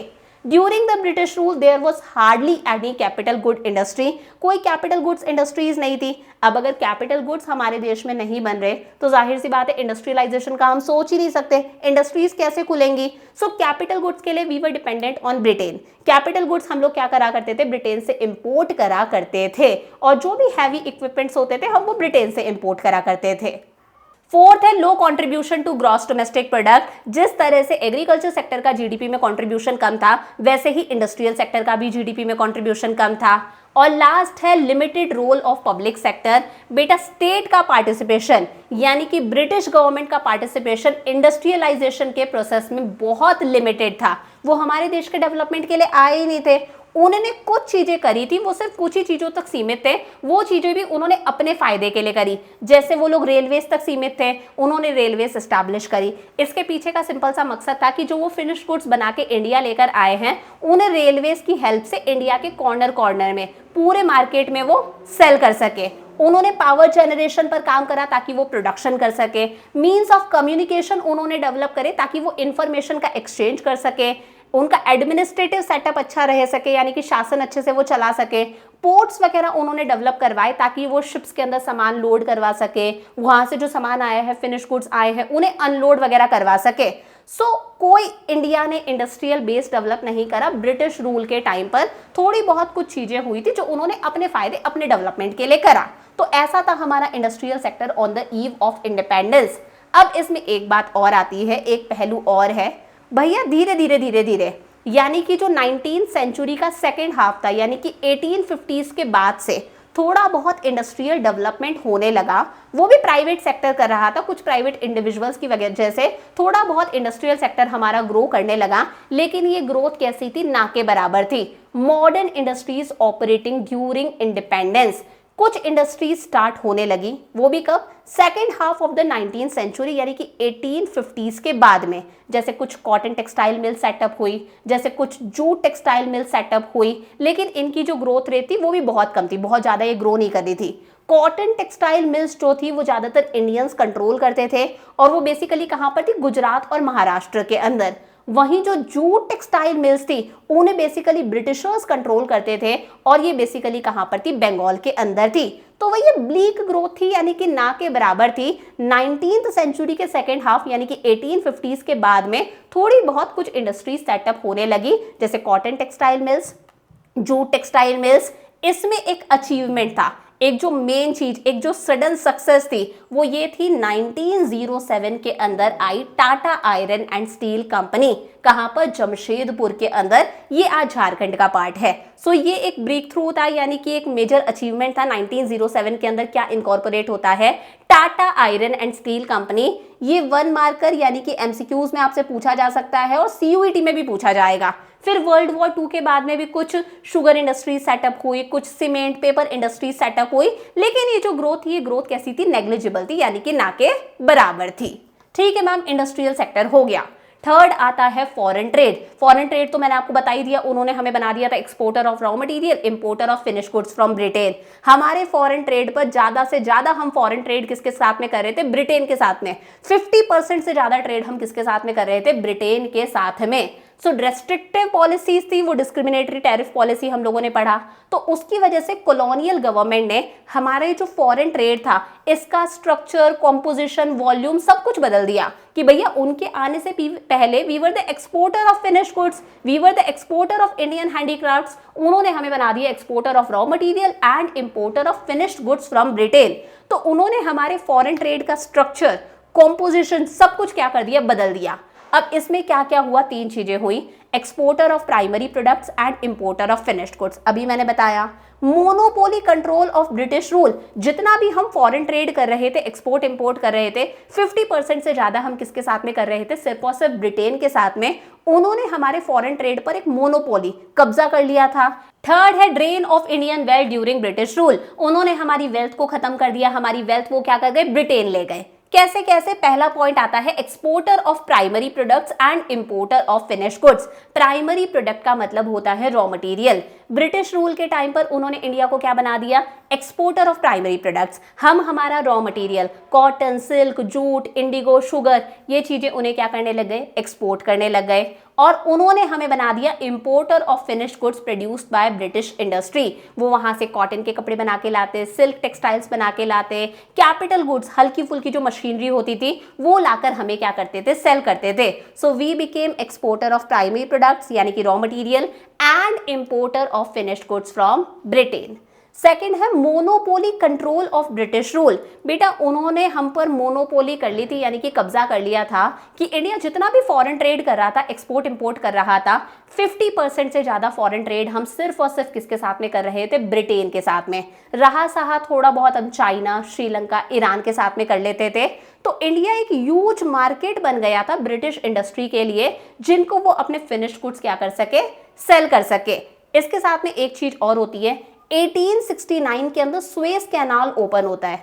1869 के अंदर एक सुएज कैनाल ओपन होता है, और ये जो सुएज कैनाल ओपन हुआ, इसकी वजह से इंडिया और ब्रिटेन के बीच की जो दूरी थी, जो डिस्टेंस था, वो डिस्टेंस कम हो गया। पहले हमें अफ्रीका के साइड में होकर जाना पड़ता था, उनको अपना प्रोडक्ट बेचना है, वो अफ्रीका के साइड में होकर आके अपना प्रोडक्ट इंडिया लेकर आते थे। ये सुएज कैनाल ओपन हुआ, उसकी वजह से इंडिया और ब्रिटेन के बीच का डिस्टेंस कम हो गया, ट्रांसपोर्टेशन कॉस्ट कम हो गई, तो वो और आराम से और डायरेक्टली अपना प्रोडक्ट लाकर इंडिया में बेचने लग गए। मैम थोड़ा सा सुएज कैनाल के बारे में बताओ। देखो यहाँ पर इंडिया है, ठीक है, ये हमारा ब्रिटेन हो गया। पहले सुएज कैनाल जब नहीं था तब क्या था कि अगर ब्रिटिशर्स को रॉ मटेरियल लेकर जाना है, वो इस तरह से लेकर जाते थे, इस रास्ते के थ्रू। ये अफ्रीका है, यानी कि अफ्रीका के साइड में होते हुए हमारा रॉ मटेरियल जाता था। उन्हें फिनिश गुड्स लाकर इंडिया बेचने हैं, तो वो इस तरह से बेचते थे। तो 19,800 किलोमीटर्स ये डिस्टेंस था। हुआ क्या, एक स्वेज कैनाल ओपन हुआ। स्वेज कैनाल क्या है, एक आर्टिफिशियल वाटरवे है जो मेडिटेरेनियन सी, जो कहां पर है, यूरोप के अंदर है, उसे रेड सी के साथ में कनेक्ट कर देता है। तो उसकी वजह से ये डिस्टेंस कम हो गया। ये स्वेज कैनाल जब ओपन हो गया तो एक डायरेक्ट रास्ता हो गया कि भैया इंडिया से यहाँ से रॉ मटेरियल पहुंच जाएगा और यहाँ से वो फिनिश गुड्स लाके इंडिया में बेच देंगे। सो ये जब स्वेज कैनाल ओपन हुआ तो एक डायरेक्ट रास्ता मिल गया, ट्रांसपोर्टेशन कॉस्ट कम हो गई। तो इनके लिए इंडियन मार्केट का एक्सेस और आसान हो गया। ये आसानी से अपना प्रोडक्ट लाके इंडिया में सेल करने लग गए। देखो कैसा था ये, कुछ इस तरह का था कि यूरोप के अंदर मेडिटेरेनियन सी है, ये यहाँ पर रेड सी है। तो ये जो मेडिटेरेनियन सी का पोर्ट साइड है, इसे रेड सी की ये एक आर्म जारी है जिसे गल्फ ऑफ स्वेज बोलते हैं। ये इन दोनों को स्वेज कैनाल क्या करता है, कनेक्ट करता है। तो एक आर्टिफिशियल वाटरवे है। Suez canal is an artificial waterway जो कहां पर है, इजिप्ट के अंदर है। कब ओपन हुआ आपको वो याद रखना है, 1869 के अंदर। इसकी वजह से ब्रिटेन और इंडिया के बीच का डिस्टेंस कम होने लग गया कि पहले हमें अफ्रीका के साइड होकर जाना पड़ता था, अब वैसे होकर जाना नहीं पड़ता। तो ट्रांसपोर्टेशन कॉस्ट कम हो गई। So it made access to the Indian markets easier. उनके लिए इंडियन मार्केट्स में अपना प्रोडक्ट पहुंचाना और आसान हो गया। समझ में आई बात? It connects port side on the Mediterranean sea. वही मैंने अभी बताया, ये मेडिटेरेनियन सी है, ये इसका पोर्ट साइड है। ये इसे किससे कनेक्ट करता है, रेड सी के गल्फ ऑफ स्वेज। ये रेड सी है, ये इसकी एक आर्म है जिसे गल्फ ऑफ स्वेज बोलते हैं। इन दोनों को कनेक्ट करता है स्वेज कैनाल। ठीक है मैम। थर्ड पॉइंट आता है drain of Indian wealth during British rule. British rule के टाइम पर उन्होंने हमारी वेल्थ को खत्म कर दिया। वो हमारी वेल्थ को, ये समझ लो, ब्रिटेन लेकर चले गए। उन्होंने इंडिया को क्या बनाया, exporter of primary products and importer of finish goods from Britain. अब देखो, जब हम कोई चीज एक्सपोर्ट करते हैं, अब ऑब्वियस ही बात है, अगर आप कोई चीज एक्सपोर्ट कर रहे हो तो आपके पास में पैसा आएगा। जब हम कोई चीज एक्सपोर्ट करते हैं, सारा का सारा एक्सपोर्ट इंपोर्ट एक यूनिवर्सली एक्सेप्टेड करेंसी के अंदर होता है। जब आप एक्सपोर्ट कर रहे हो, आपके पास में यूएस डॉलर आ रहा है, यानी कि आपके पास में कुल मिलाकर सरप्लस हो रहा है, पैसा आ रहा है। ये जो पैसा आ रहा था, फिर भी इस पैसे को हमारे देश के ग्रोथ और डेवलपमेंट के लिए स्पेंड नहीं करा गया। ब्रिटिश गवर्नमेंट अपने एडमिनिस्ट्रेटिव एक्सपेंसेस के लिए इस पैसे को यूज में ले रही थी। यानी कि कहीं पर कोई ऑफिस वगैरह सेटअप करना है, शासन चलाना है, तो एडमिनिस्ट्रेटिव एक्सपेंसेस होते हैं, ऑफिशियल वर्क होता है, ऑफिस वगैरह खोलना है, उन सब चीजों के लिए इस पैसे को यूज में लिया जा रहा था। ब्रिटिश गवर्नमेंट जो वॉर्स फाइट कर रही थी, उन वॉर्स को फाइट करने के लिए इस पैसे को यूज में लिया जा रहा था। और तो और दूसरे इनविजिबल आइटम्स के लिए इस पैसे को यूज में लिया जा रहा था कि मान लो ब्रिटिश गवर्नमेंट ने कोई लोन ले रखा है, तो उस लोन पर इंटरेस्ट पे करने के लिए हमारे पैसे को यूज में ले लिया। बाहर उनके ब्रिटेन के अंदर जो एम्प्लॉइज हैं वो रिटायर हो रहे हैं, उन्हें पेंशन देनी है, सैलरी वगैरह जो भी देनी है, उसके लिए इस पैसे को यूज में ले लिया। बाहर इस पैसे को भिजवा दिया, दिखाया ही नहीं।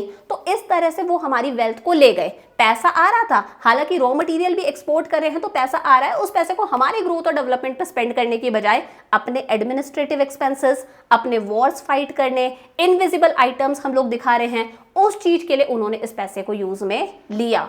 तो ऐसा था हमारा foreign trade during British rule. अब देखो डेमोग्राफिक कंडीशन की बात कर लेते हैं। डेमोग्राफिक कंडीशन में यही आ जाता है, डेथ रेट क्या थी, बर्थ रेट क्या थी, लिटरेसी रेट क्या थी, लाइफ एक्सपेक्टेंसी क्या थी। ये चीजें भी जब आप पढ़ोगे तो आपको पता चलेगा इंडिया कैसा था, बैकवर्ड था, पिछड़ा हुआ था। हमारी इकोनॉमी एक स्टेगनेंट यानी कि रुकी हुई इकोनॉमी थी। तो देखो डेमोग्राफिक कंडीशन में 6 पॉइंट्स है। बर्थ रेट ज्यादा थी, डेथ रेट भी ज्यादा थी। लो लिटरेसी रेट बहुत कम थी, कुछ 16% पॉपुलेशन ही हमारी ऐसी थी जो किसी एक भाषा को लिख पढ़ सकती थी। हेल्थ फैसिलिटीज बहुत कम थी, लोगों की डेथ हो जाती थी टीबी से, कोलेरा से, डायरिया से, वाटर बॉर्न डिजीजेस थी, एयर बॉर्न डिजीजेस बहुत सारी थी। इन्फेंट मोर्टेलिटी रेट कि बच्चा भैया 1 साल का भी नहीं हुआ, 1 साल का होने से पहले ही उसकी मृत्यु हो गई, डेथ हो गई, ये इन्फेंट मोर्टेलिटी बहुत ज़्यादा थी। लाइफ एक्सपेक्टेंसी बहुत कम थी कि ऑन एन एवरेज एक आदमी कुछ 32 ईयर्स ही जीता था। और पोवर्टी बहुत ज़्यादा थी, लोगों के पास में प्रॉपर खाना नहीं था, पहनने को कपड़े नहीं थे, घर के ऊपर छत नहीं थी, कुछ नहीं था। सो ऐसी थी हमारी डेमोग्राफिक कंडीशन। पहला है high birth rate and death rate. देखो बर्थ रेट क्या है कि आपने 1000 लोग लिए, इस 1000 में बच्चे सब आ गए, न्यूबॉर्न्स वगैरह सब आ गए, 1000 लोग लिए, इन 1000 में से आप देखो कितने लोग ऐसे हैं जिनका बर्थ इस साल हुआ है। 1000 लोग आपने लिए, इसमें सब आ गए, बच्चे बूढ़े वगैरह सब, इनमें से कितने लोग ऐसे हैं जिनका बर्थ ही इस साल हुआ है। That is birth rate, number of children born पर 1000 in a year. Death rate मतलब आपने 1000 लोग लिए, वो लोग भी ले लिए जिनकी डेथ हो गई, 1000 लोग लिए, उनमें से कौन लोग वो हैं जिनकी डेथ इस साल हुई है। तो death rate refers to number of people dying per 1000 in a year. Death rate भी ज्यादा थी, बर्थ रेट भी ज्यादा थी, यानी कि जन्म भी ज्यादा हो रहे थे तो लोग मर भी ज्यादा रहे थे। लगभग ये समझ लो, अगर आपने 1000 लोग लिए हैं तो उसमें से 48 लोगों का बर्थ हुआ है इस साल। अगर आपने 1000 लोग लिए हैं तो 40 लोगों की डेथ हुई है इस साल। तो बर्थ रेट डेथ रेट दोनों ज्यादा थी, which is again not a good sign, क्योंकि डेथ रेट ज्यादा है, बर्थ रेट ज्यादा है, मतलब बच्चों का जन्म हो रहा है और जब वो कमाने वाले की एज में आ रहे हैं, 30-35 साल के हो रहे हैं, तब डेथ भी हो जाती है। बैकवर्डनेस शो करता है। लिटरेसी रेट बहुत कम थी। लिटरेसी मतलब ऑन एन एवरेज, मतलब एक इंसान कोई एक पर्टिकुलर भाषा अगर लिख भी सकता है, पढ़ भी सकता है, तो उसे हम लिटरेट बोलते हैं। तो टोटल पॉपुलेशन में से सिर्फ 16% लोग ही ऐसे थे जो लिटरेट थे। अगेन ये एक बैकवर्डनेस शो कर रहा है। फीमेल लिटरेसी तो और भी कम थी, सिर्फ 7% महिलाएं ही ऐसी थी जो लिटरेट थी। तो ये एक जेंडर डिस्क्रिमिनेशन, जेंडर बायस भी शो कर रहा है, जेंडर भेदभाव भी शो कर रहा है। थर्ड आता है poor health facilities. Health facilities बहुत कम थी, मतलब बहुत लोगों को हेल्थ फैसिलिटीज मिल ही नहीं रही थी। अगर मिल भी रही थी तो वो इनएडिक्वेट थी, यानी कि सफिशिएंट नहीं थी। बहुत सारी water borne, air borne diseases बहुत ज़्यादा थी, जैसे कॉलेरा था, डायरिया था, टाइफॉइड था, चिकन पॉक्स वगैरह, इन सब चीज़ों से लोगों की डेथ हो जाती थी। तो पुअर हेल्थ फैसिलिटीज थी। इन्फेंट मोर्टालिटी रेट बहुत ज़्यादा थी। देखो, एक बच्चे का जन्म हुआ, जब तक वो बच्चा 1 साल का हुआ है, डेट बच्चा इज इन्फेंट। एक बच्चे का जन्म हुआ जब तक वो 1 साल का होता है, इस बीच में अगर उसकी डेथ हो जाती है, डेट इज इन्फेंट मोर्टालिटी। ये इन्फेंट मोर्टालिटी रेट बहुत ज़्यादा थी। नंबर ऑफ इन्फेंट्स, यानी कि 1 साल तक का बच्चा dying before reaching 1 year of age. अगर 1000 बच्चों का जन्म हुआ है, उस वक्त की बात बता रही हूं, तो जब तक बच्चा 1 साल का हुआ है उसमें से 218 बच्चों की डेथ हो जाती थी कि भैया 1000 बच्चों का जन्म हुआ है, 1 साल के नहीं होंगे उससे पहले इनमें से 218 बच्चों की क्या हो जाती थी, डेथ हो जाती थी। This infant mortality rate was 218 पर 1000। अकॉर्डिंग टू 2017 डेटा ये रेट कम होकर 33 पर 1000 आ गई। अभी 2024 के डाटा के अकॉर्डिंग तो इट इज जस्ट 24 कि 1000 का जन्म हो रहा है, so before reaching 1 year of age सिर्फ 25 बच्चों की क्या होगी, डेथ होगी। इस पर भी हमें और काम करना है, बट हम लोग बहुत इंप्रूव करा। तो ये बताता है इन्फेंट मोर्टालिटी रेट भी बहुत ज़्यादा थी। उसके अलावा लाइफ एक्सपेक्टेंसी बहुत कम थी। ऑन एन एवरेज एक आदमी सिर्फ 32 ईयर्स जीता था, क्योंकि टीबी जैसी बीमारियों का कोई इलाज नहीं था, कैंसर जैसी बीमारियों का कोई इलाज नहीं था, चिकन पॉक्स से लोगों की डेथ हो जाती थी, डायरिया कोलेरा से लोगों की डेथ हो जाती थी, टाइफॉइड से डेथ हो जाती थी। आज लाइफ एक्सपेक्टेंसी रेट कितनी है, 67 ईयर्स। पॉवर्टी बहुत ज़्यादा थी। बहुत सारे लोग ऐसे थे जो एक बेसिक लाइफस्टाइल अफोर्ड नहीं कर पा रहे थे कि भैया 2 वक्त की रोटी का गुजारा नहीं हो रहा, पहनने के लिए कपड़े नहीं हैं, प्रॉपर रहने के लिए कोई शेल्टर नहीं है। सो बहुत सारी हमारी पॉपुलेशन ऐसी थी जो एक बहुत ही लो स्टैंडर्ड ऑफ लिविंग जी रही थी। समझ पा रहे हो मेरी बात? सो ये थी demographic condition during the British rule. Birth rate बहुत ज़्यादा, डेथ रेट भी बहुत ज़्यादा, लो literacy rate, poor health facilities थी, इन्फेंट मोर्टालिटी रेट बहुत ज़्यादा थी 218 पर 1000, लो लाइफ एक्सपेक्टेंसी जस्ट 32 ईयर्स, और पॉवर्टी गरीबी बहुत ज़्यादा। इसके अलावा एक चीज और, पॉपुलेशन सेंसस। देखो, पॉपुलेशन सेंसस का मतलब होता है जनगणना। देखो, मतलब पॉपुलेशन को काउंट करा जाता है कि कितनी देश की पॉपुलेशन है, और सारी चीज़ें लिखी जाती हैं कि इसमें मेल्स कितने हैं, इसमें फीमेल्स कितनी हैं, घर के अंदर हेड कौन है, कर्ता कौन है, और जो भी हेड है उसके साथ में आपका क्या रिलेशन है, वो आपका स्पाउस है, आपका फादर है, फादर इन लॉ है, क्या है, लोग कितने लिटरेट है, आपका रिलीजन क्या है, आपकी कास्ट क्या है। तो प्रॉपर पॉपुलेशन के बारे में एक डिटेल स्टडी होती है, that is population census. Population census in India is a detailed estimation of population size, जिसमें आप सारी की सारी डेमोग्राफिक प्रोफाइल लिखते हो, सब कुछ लिखते हो कि आपका नाम क्या है, आपका फैमिली में हेड कौन है, हेड के साथ में आपका क्या रिलेशन है, जेंडर क्या है, डेट ऑफ बर्थ क्या है, एज क्या है, रिलीजन क्या है, कास्ट क्या है, आपका लिटरेसी स्टेटस क्या है। तो हमारे देश में पहली बार सेंसस कंडक्ट करा गया था 1881 के अंदर ड्यूरिंग द ब्रिटिश रूल। तो ये इंपॉर्टेंट डेट है, याद रखना। हमारे देश में पहली बार सेंसस कब कंडक्ट करा गया, 1881 के अंदर। उसके बाद से हर 10 साल के अंदर सेंसस कंडक्ट करा जाता है, यानी कि सेंसस हर साल कंडक्ट नहीं करा जाता, हर 10 ईयर्स के गैप में सेंसस कंडक्ट करा जाता है। लास्ट सेंसस कंडक्ट करा गया था 2011 के अंदर। 2021 में होना था बट ड्यू टू कोविड नहीं हुआ। तो इस तरह से फर्स्ट सेंसस कब कंडक्ट करा गया? 1881 में। उसके बाद से हर 10 साल के अंदर जनगणना होती है, यानी कि पॉपुलेशन काउंटिंग होती है। इसके अलावा एक चीज और, डेमोग्राफिक ट्रांजिशन। बेटा ईयर 1929, ये इंपॉर्टेंट बात है, सॉरी मैंने गलत बोल दिया, ईयर 1921। ईयर 1921 को बोला जाता है ईयर ऑफ ग्रेट डिवाइड। क्या कहते हैं? Year of great divide. इसका मतलब क्या है? देखो 1921 से पहले हमारी जो पॉपुलेशन थी वो फ्लक्चुएटिंग थी, कि किसी सेंसस में पॉपुलेशन इंक्रीज हुई, किसी में डिक्रीज, फिर इंक्रीज, फिर डिक्रीज, फिर इंक्रीज, फिर डिक्रीज, ऐसी थी। मतलब कभी इंक्रीज हो रही है, कभी डिक्रीज हो रही है, फ्लक्चुएट कर रही है। लेकिन 1921 के बाद से आज तक हमारी पॉपुलेशन कभी डिक्रीज नहीं हुई, हमें कंसिस्टेंट राइज देखने को मिला है। समझ में आई मेरी बात? 1921 से पहले जब भी सेंसस कंडक्ट करा जाता था तब हमारी पॉपुलेशन कैसी थी कि इंक्रीज डिक्रीज इस तरह की। 1921 के बाद से आज तक हमारी पॉपुलेशन कभी डिक्रीज नहीं हुई, हमेशा इंक्रीज ही हुई है। This is the reason 1921 is regarded as year of great divide. So 1921 से पहले क्या था? India was in the first stage of demographic transition. क्या? First stage of demographic transition. 1921 के बाद में इंडिया आ गया in the second stage of demographic transition.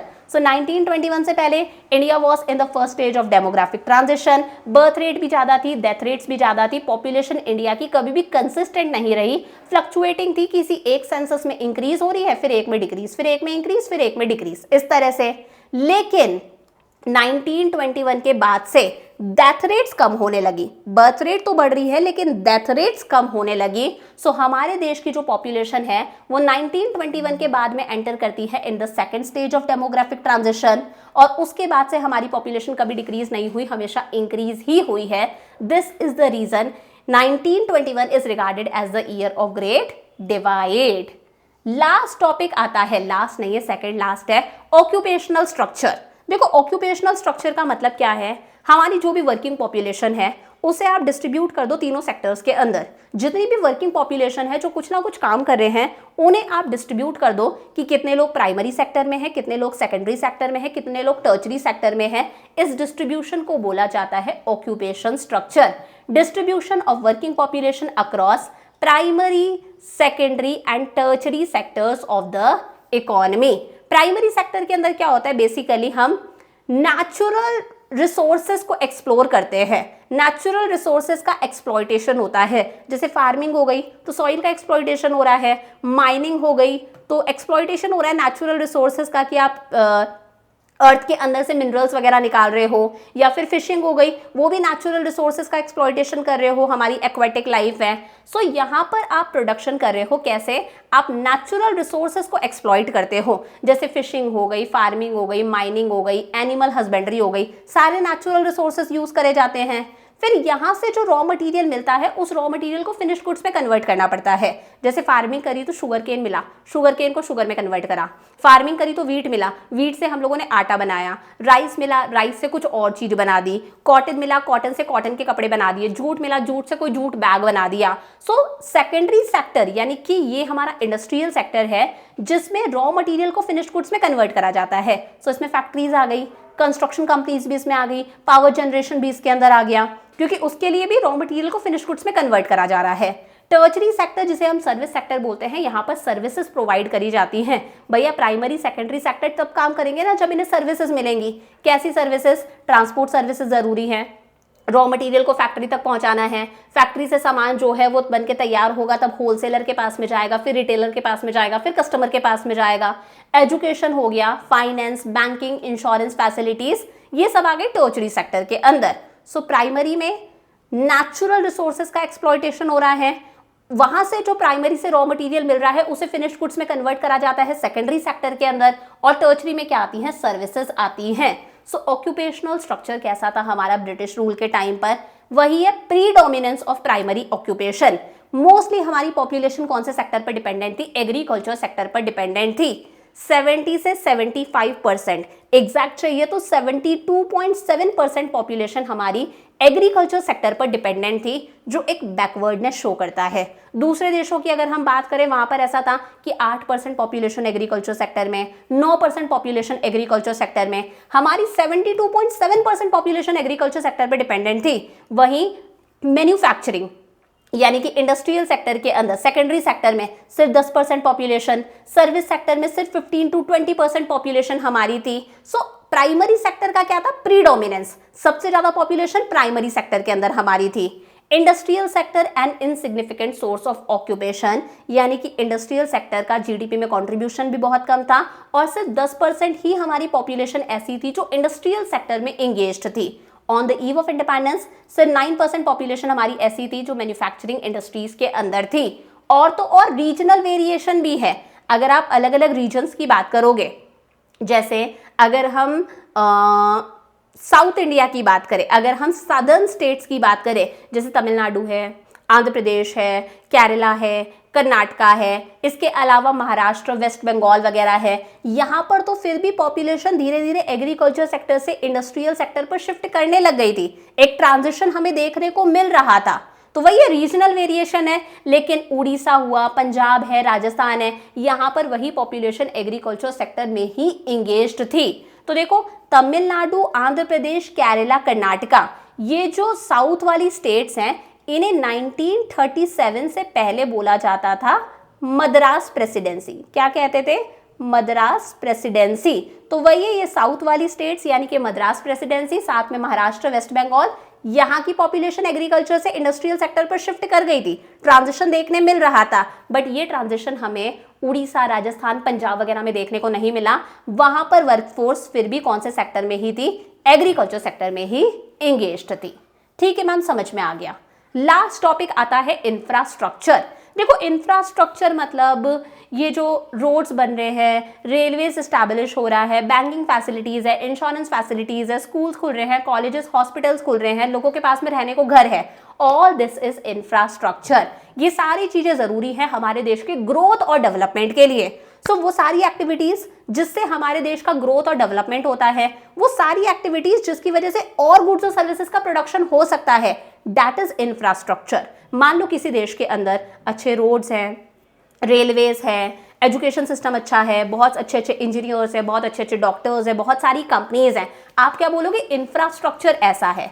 ऐसे देश का ग्रोथ और डेवलपमेंट होता है। सो इंफ्रास्ट्रक्चर के अंदर वो सारी एक्टिविटीज, सर्विसेज और फैसिलिटीज आ जाती हैं जिनसे हम दूसरी तरह की सर्विसेज प्रोड्यूस कर सकते हैं, which are needed to provide different kinds of services in an economy। अगर किसी देश के अंदर ये सारी चीजें होंगी जो अभी मैंने आपको बताया, banking, insurance, transportation, communication system, सब अच्छा है, उस देश के अंदर अपने आप और गुड्स और सर्विसेज का प्रोडक्शन होगा, उस देश का अपने आप डेवलपमेंट होगा। सो बेसिकली इंफ्रास्ट्रक्चर दो तरह का होता है, economic infrastructure, social infrastructure. Economic infrastructure में आ जाता है ट्रांसपोर्ट आ गया, कम्युनिकेशन आ गया, बैंकिंग इंश्योरेंस की फैसिलिटीज आ गई, पावर जनरेशन हो गया, which is good for our growth and development, which is required for our growth और डेवलपमेंट। ये चीजें होंगी तो हम दूसरे गुड्स और सर्विसेज का प्रोडक्शन कर सकते हैं। ये चीजें होंगी तो कंपनीज भी सेटअप होंगी, ये चीजें होंगी रेस्टोरेंट्स, कैफेज भी सेटअप होंगे, ये चीजें होंगी स्कूल, कॉलेजेस, हॉस्पिटल्स अपने आप ग्रो करेंगे, देश का डेवलपमेंट होगा। सोशल इंफ्रास्ट्रक्चर में क्या आता है, educational facilities, health care facilities, उसके अलावा हाउसिंग, कि लोगों के पास में रहने को घर है। ये क्या है, एक फाउंडेशन है, एक बेस है जिससे किसी भी कंट्री का ग्रोथ होती है, किसी भी देश का डेवलपमेंट होता है।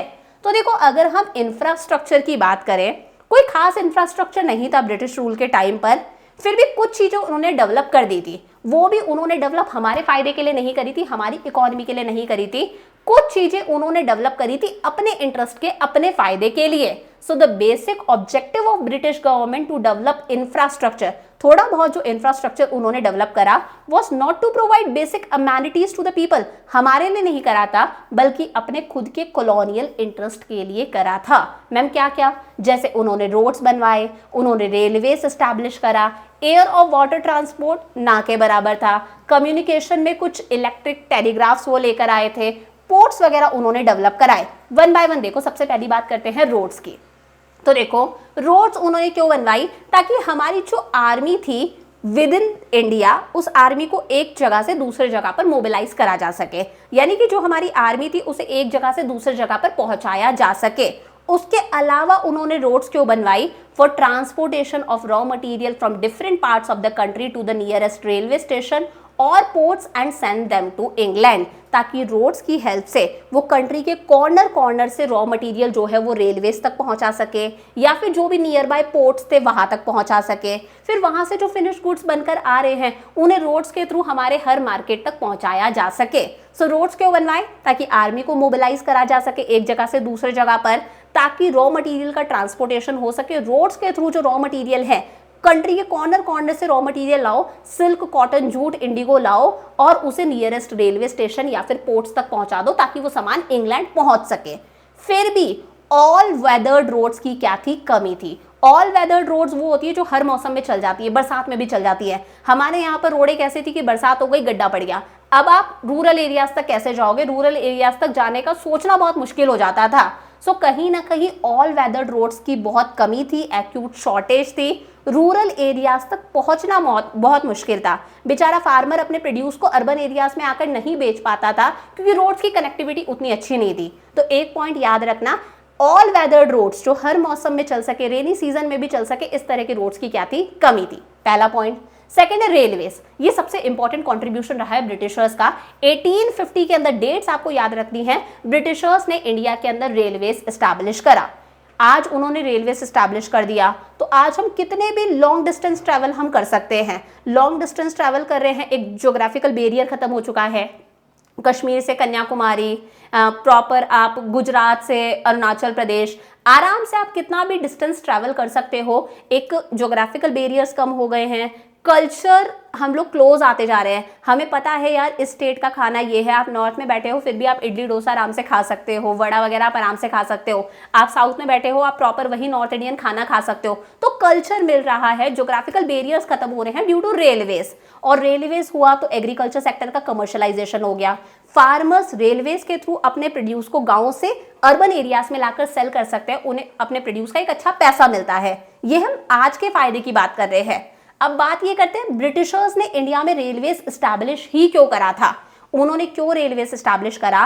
ताकि वो जो ब्रिटेन से फिनिश गुड्स बनाकर लेकर आए हैं, जहां वहां की जो टेक्सटाइल इंडस्ट्रीज ने जो फिनिश गुड्स बनाए हैं उन्हें वो रेलवेज की हेल्प से इंडिया के कॉर्नर कॉर्नर में पहुंचा सके, इंडिया के हर मार्केट में पहुंचा सके। तो वो रेलवेज की हेल्प से खुद के प्रोडक्ट्स के लिए इंडियन मार्केट को एक्सपेंड कर रहे थे, वो अपने लिए मार्केट बढ़ा रहे थे।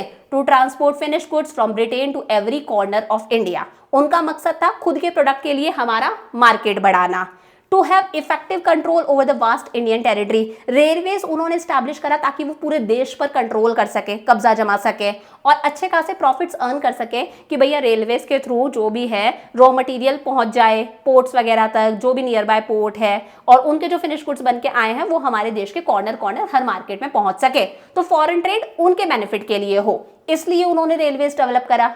एयर एंड वाटर ट्रांसपोर्ट की अगर हम बात करें, इन्होंने काफी स्टेप्स तो लिए थे बट कहीं ना कहीं जो रिजल्ट्स थे वो उतने सेटिस्फैक्टरी नहीं थे।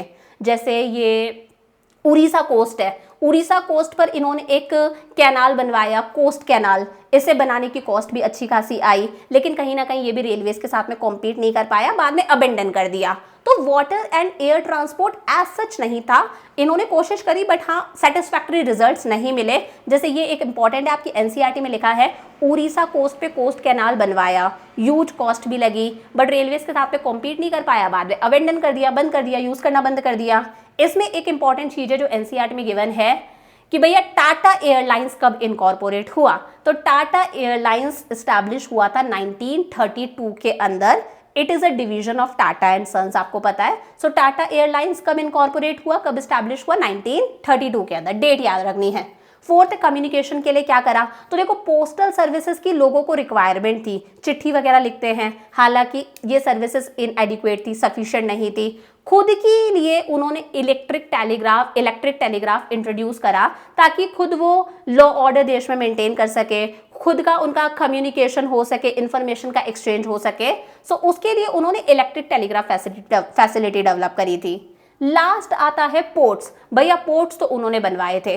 पोर्ट्स क्यों बनवाते हैं? ताकि जो शिप से सामान आया है उसे अनलोड करवाया जा सके, जो रॉ मटेरियल वहां पर जाएगा उसे शिप्स में लोड करवाया जा सके। सो उन्होंने पोर्ट्स डेवलप करे ताकि वो इंडिया से रॉ मटेरियल का एक्सपोर्ट कर सके, वहां पर जो फिनिश गुड्स बना के लाए हैं उनका इंडिया में क्या हो सके, इंपोर्ट हो सके। सो ऐसा था infrastructure during the British rule. अब क्या ब्रिटिश रूल का इंडिया के ऊपर कोई पॉजिटिव कंट्रीब्यूशन था? बिल्कुल था। देखो पहला है ग्रोथ इन एग्रीकल्चर सेक्टर। जब आपको पॉजिटिव बातें लिखनी है तो सारी पॉजिटिव बातें लिखनी है। थोड़ा बहुत हमारा एग्रीकल्चर सेक्टर ब्रिटिश रूल के टाइम पर डेवलप हुआ था, धीरे धीरे कुछ मीन्स ऑफ इरिगेशन डेवलप हो गए थे, तो एरिया अंडर कल्टीवेशन इंक्रीज हुआ, यानी कि ज्यादा लैंड पर फार्मिंग होने लग गई थी, तो एग्रीकल्चर सेक्टर की ग्रोथ हुई। मीन्स ऑफ ट्रांसपोर्ट उन्होंने डेवलप करे थे, रोडवेज करा, रेलवेज करा, तो आज हमें एक चीप मोड ऑफ ट्रांसपोर्ट मिल गया है, एक रैपिड मीन्स ऑफ ट्रांसपोर्ट हमें मिल चुका है ब्रिटिशर्स की हेल्प से। करा उन्होंने अपने फायदे के लिए था, बट हाँ वी आर एंजॉइंग दिस। फैमाइंस पर कंट्रोल हम लोगों ने थोड़ा थोड़ा हासिल करा इंडिपेंडेंस के बाद में कि भैया रेलवेज डेवलप हो गए, रोड्स डेवलप हो गए, तो जो भी फैमाइन अफेक्टेड एरिया है, जहां पर फूड की शॉर्टेज है, जहां पर भुखमरी से लोग मर रहे हैं, हंगर स्टारवेशन से लोग मर रहे हैं, रेलवेज रोडवेज की हेल्प से उन एरियाज में खाना पहुंचाया जा सकता है। रेलवेज रोडवेज जब स्टैब्लिश हुआ तो आपको पता है रेलवे में लोग नौकरी करते हैं, जॉब करते हैं, रोडवेज में भी जॉब करते हैं, तो न्यू एम्प्लॉयमेंट अपॉर्चुनिटीज जनरेट हुई। 4 पॉइंट हुए। यूनिफॉर्मिटी इन मॉनेटरी सिस्टम। पहले तो बार्टर सिस्टम चलता था, हमारे देश में मॉनेटरी सिस्टम कौन लेकर आए? ब्रिटिशर्स लेकर आए। They introduced money as a medium of exchange, और तो और उन्होंने बैंकिंग फैसिलिटीज भी डेवलप करी ताकि लोग अपना पैसा बैंक्स में डिपॉजिट करवा सके, टाइम टू टाइम लोन उन्हें अवेलेबल हो सके। इफेक्टिव एडमिनिस्ट्रेटिव सेटअप, भैया शासन कैसे करना है, ऑफिस कैसे चलाना है, ये सारी चीजें उन्होंने हमें सिखाई। उन्होंने बताया प्रॉपर एडमिनिस्ट्रेटिव सेटअप कैसे होता है, ऑफिस कैसे डालते हैं, रूल कैसे करते हैं, लॉ ऑर्डर कैसे मेंटेन करना है, वो आज भी हमारे पॉलिटिशियंस यूज कर रहे हैं उनसे सीखकर।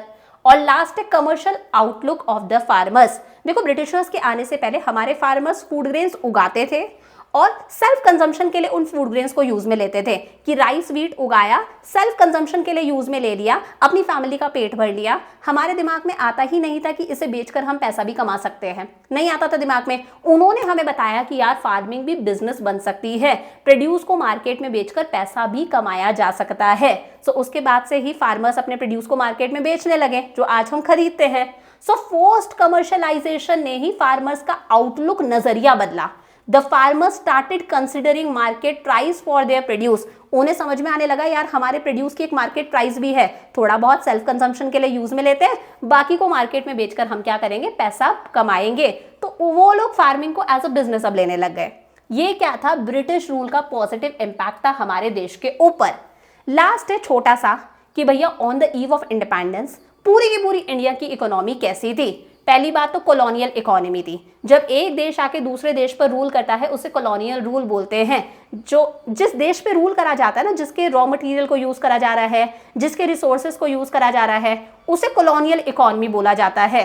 सो ब्रिटिश रूल ने हमारी पूरी की पूरी वेल्थ को क्या कर दिया, ड्रेन कर दिया। उन्होंने हमें बना दिया exporter of raw material and importer of finished goods from Britain. मतलब इंडिया क्या था, एक फीडर इकोनॉमी था, हम उन्हें फीड कर रहे थे उनके ग्रोथ और उनके डेवलपमेंट के लिए। उन्होंने कमर्शियलाइजेशन ऑफ एग्रीकल्चर को बढ़ावा दिया कि भैया तुम कैश क्रॉप्स, बोले तो commercial crops, silk, jute, Indigo वगैरह ग्रो करो।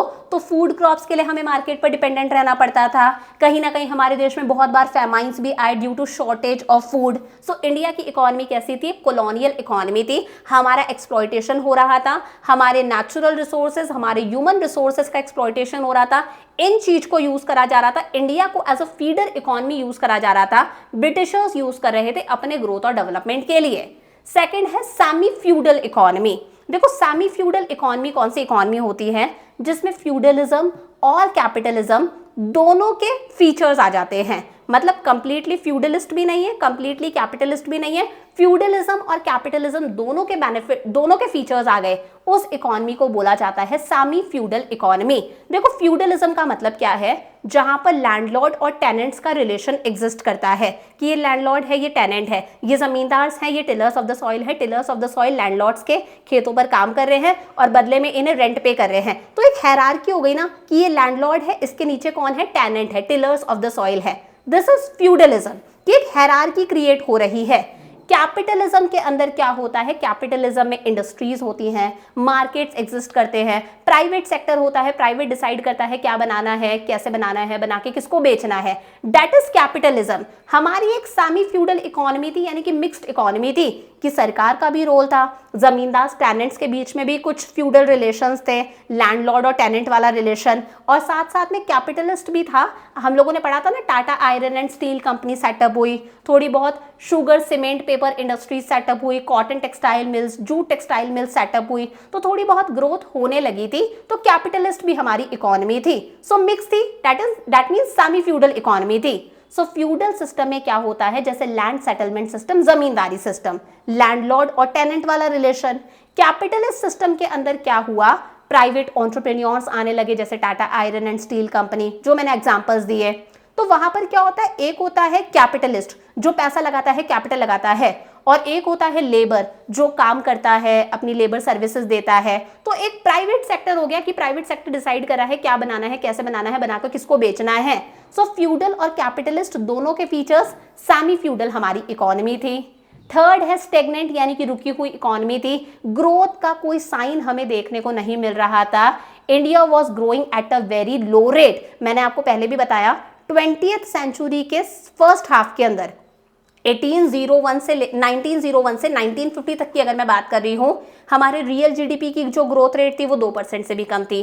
पर कैपिटा जो आउटपुट था, पर पर्सन को जो आउटपुट अवेलेबल हो रहा है, पर पर्सन की इनकम आप समझ लो, वो 0.5% से भी कम था। तो स्टेगनेंट मतलब रुकी हुई इकोनॉमी थी। बैकवर्ड तो थी ही, बल्क ऑफ द पॉपुलेशन हमारी कैसी, पुअर थी, यानी कि लोगों के पास में सफिशिएंट फूड नहीं था, पहनने को कपड़े नहीं थे, कोई शेल्टर नहीं था, अनएम्प्लॉयमेंट भयंकर था। अनएम्प्लॉयमेंट तो होगा ही क्योंकि हमारी हैंडीक्राफ्ट इंडस्ट्रीज को उन्होंने खत्म कर दिया था। और बैकवर्डनेस का मेन रीजन है एग्रीकल्चर सेक्टर में प्रोडक्शन प्रोडक्टिविटी कम, पर कैपिटा इनकम हमारी कम, बर्थ रेट भी ज़्यादा है, डेथ रेट भी ज़्यादा है, लोग पढ़े लिखे नहीं है तो लोग सर्विस सेक्टर में काम नहीं कर सकते। इरिगेशन के लिए we were entirely dependent on rainfall, कोई permanent means of irrigation develop नहीं करे। और लास्ट पॉइंट्स आते हैं डिप्लीटेड इकोनॉमी, डेप्रिशिएटेड इकोनॉमी भी इसे हम बोलते हैं। देखो, डिप्लीटेड इकोनॉमी का मतलब है एक ऐसी इकोनॉमी जिसके आप असेट्स खत्म करते जा रहे हो, जिसका रॉ मटेरियल आप खत्म करते जा रहे हो, जिसकी मशीनों को आप कंटिन्यूअसली यूज करते जा रहे हो। अब भैया अगर हम मशीनों को यूज कर रहे हैं, मशीन की लाइफ है 10 साल, आपने 10 साल यूज कर लिया, तो 10 साल बाद में रिप्लेसमेंट के लिए कुछ जुगाड़ तो होना चाहिए कि इस मशीन की जगह पर नई मशीनरी हमें लानी पड़ेगी, तो रिप्लेसमेंट का कोई अरेंजमेंट तो होना चाहिए। लेकिन एक ऐसी इकोनॉमी जहां पर आप फिजिकल असेट्स को यूज कर रहे हो, मशीनों वगैरह को, मशीनों वगैरह की वैल्यू गिर रही है, वो खराब होती जा रही है, डेप्रिशिएशन हो रहा है, लेकिन उनके रिप्लेसमेंट के लिए आपने कोई अरेंजमेंट ही नहीं करे। जब ब्रिटिशर्स से हम आज़ाद हो गए, जब हम इंडिपेंडेंट हो गए, तो उन्होंने हमें एक डिप्लीटेड इकोनॉमी दी कि हमारे सारे रिसोर्सेज खत्म कर दिए, हमारे सारे फिजिकल असेट्स उन्होंने खत्म कर दिए, और रिप्लेसमेंट का हमारे पास में कोई अरेंजमेंट नहीं था, कोई जुगाड़ नहीं था कि भैया रिप्लेसमेंट करने के लिए भी कुछ होना चाहिए। कि अगर एक बिजनेसमैन कोई मशीनरी यूज कर रहा है, उस मशीनरी की लाइफ है 15 साल, तो भैया 15 साल वो मशीनरी यूज कर रहा है, तो 15 साल पैसा इकट्ठा करता है कि 15 साल बाद में ये जब खत्म हो जाएगी मशीनरी, इसे रिप्लेस करने के लिए कुछ अरेंजमेंट तो रखता है, कुछ जुगाड़ तो रखता है। ऐसा कोई जुगाड़ नहीं था। Depleted economy refers to an economy where no arrangements have been made to replace the physical assets depreciated due to excessive use. और लास्ट है एम्प्यूटेटेड इकोनॉमी। देखो, एम्प्यूटेट करने का मतलब होता है कट करना, ठीक है। एम्प्यूटेटेड इकोनॉमी का मतलब है एक ऐसी इकोनॉमी जिसको आपने काट दिया, जिसके आपने हिस्से कर दिए। कि ब्रिटिशर्स का मेन मकसद ही क्या था, डिवाइड एंड रूल। उन्हें पता था कि हम इंडिया को काट सकते हैं, डिवाइड कर सकते हैं और डिवाइड करके रूल कर सकते हैं। हम इंडिया को बहुत अच्छे से डिवाइड कर सकते हैं। रिलीजन के बेसिस पर उन्होंने करा हिंदू मुस्लिम, हमारा पार्टीशन हुआ, एक अनडिवाइडेड कंट्री डिवाइड हो गई 2 पार्ट्स के अंदर, इंडिया एंड पाकिस्तान, ठीक है। हिंदू मुस्लिम रिलीजन के बेसिस पर उन्होंने डिवीजन करा। उन्होंने डिवीजन करा लैंग्वेज के बेसिस पर कि भैया ये हिंदी बोलता है, ये गुजराती बोलता है, ये कन्नड़ बोलता है, ये मलयालम बोलता है। लैंग्वेज के बेसिस पर डिवीजन हो गया, कल्चर के बेसिस पर डिवीजन हो गया। तो उनकी पॉलिसी ही थी डिवाइड एंड रूल। उन्होंने हमें एक एम्प्यूटेटेड इकोनॉमी दी, एक टूटी हुई इकोनॉमी दी, एक कटी हुई इकोनॉमी दी, एक वीक इकोनॉमी दी। सो ब्रिटिश पॉलिसी जो थी divide and rule, always promoted discrimination. इसकी वजह से हमेशा क्या हुआ है, डिस्क्रिमिनेशन हुआ है। हम लोग कटे हैं, डिवाइड हुए हैं रिलीजन, कास्ट, लैंग्वेज, कल्चर के बेसिस पर। और इंडिपेंडेंस के टाइम पर आप लोगों ने देख ही लिया कि हम लोग रिलीजन के बेसिस पर डिवाइड हो गए, दो अलग अलग कंट्रीज बन गई, India and Pakistan. So what is amputated means cut करना, काट देना। उन्होंने हमें कट कर दिया, हमें और वीक बना दिया on the basis of religion. So ये हमारा पूरा चैप्टर 1 कंप्लीट हो गया, Indian economy on the eve of independence. We have completed this chapter in one shot. One shot के अंदर काफ़ी डिटेल में हम लोगों ने पूरा चैप्टर कंप्लीट करा है। और अगर ये एक्सप्लेनेशन आपको यूज़फुल लगती है तो प्लीज़ इन लेक्चर्स को अपने फ्रेंड्स के साथ में शेयर कर देना। और जितने भी मैं नोट्स यहाँ पर यूज़ कर रही हूँ, ये सारे नोट्स आपको एप्लीकेशन पर मिलेंगे। तो डिस्क्रिप्शन के अंदर मैंने एप्लीकेशन का लिंक डाला है, आप एप्लीकेशन से ये सारे नोट्स एक्सेस कर सकते हो। I will see you in next class. Lots of love, bye bye.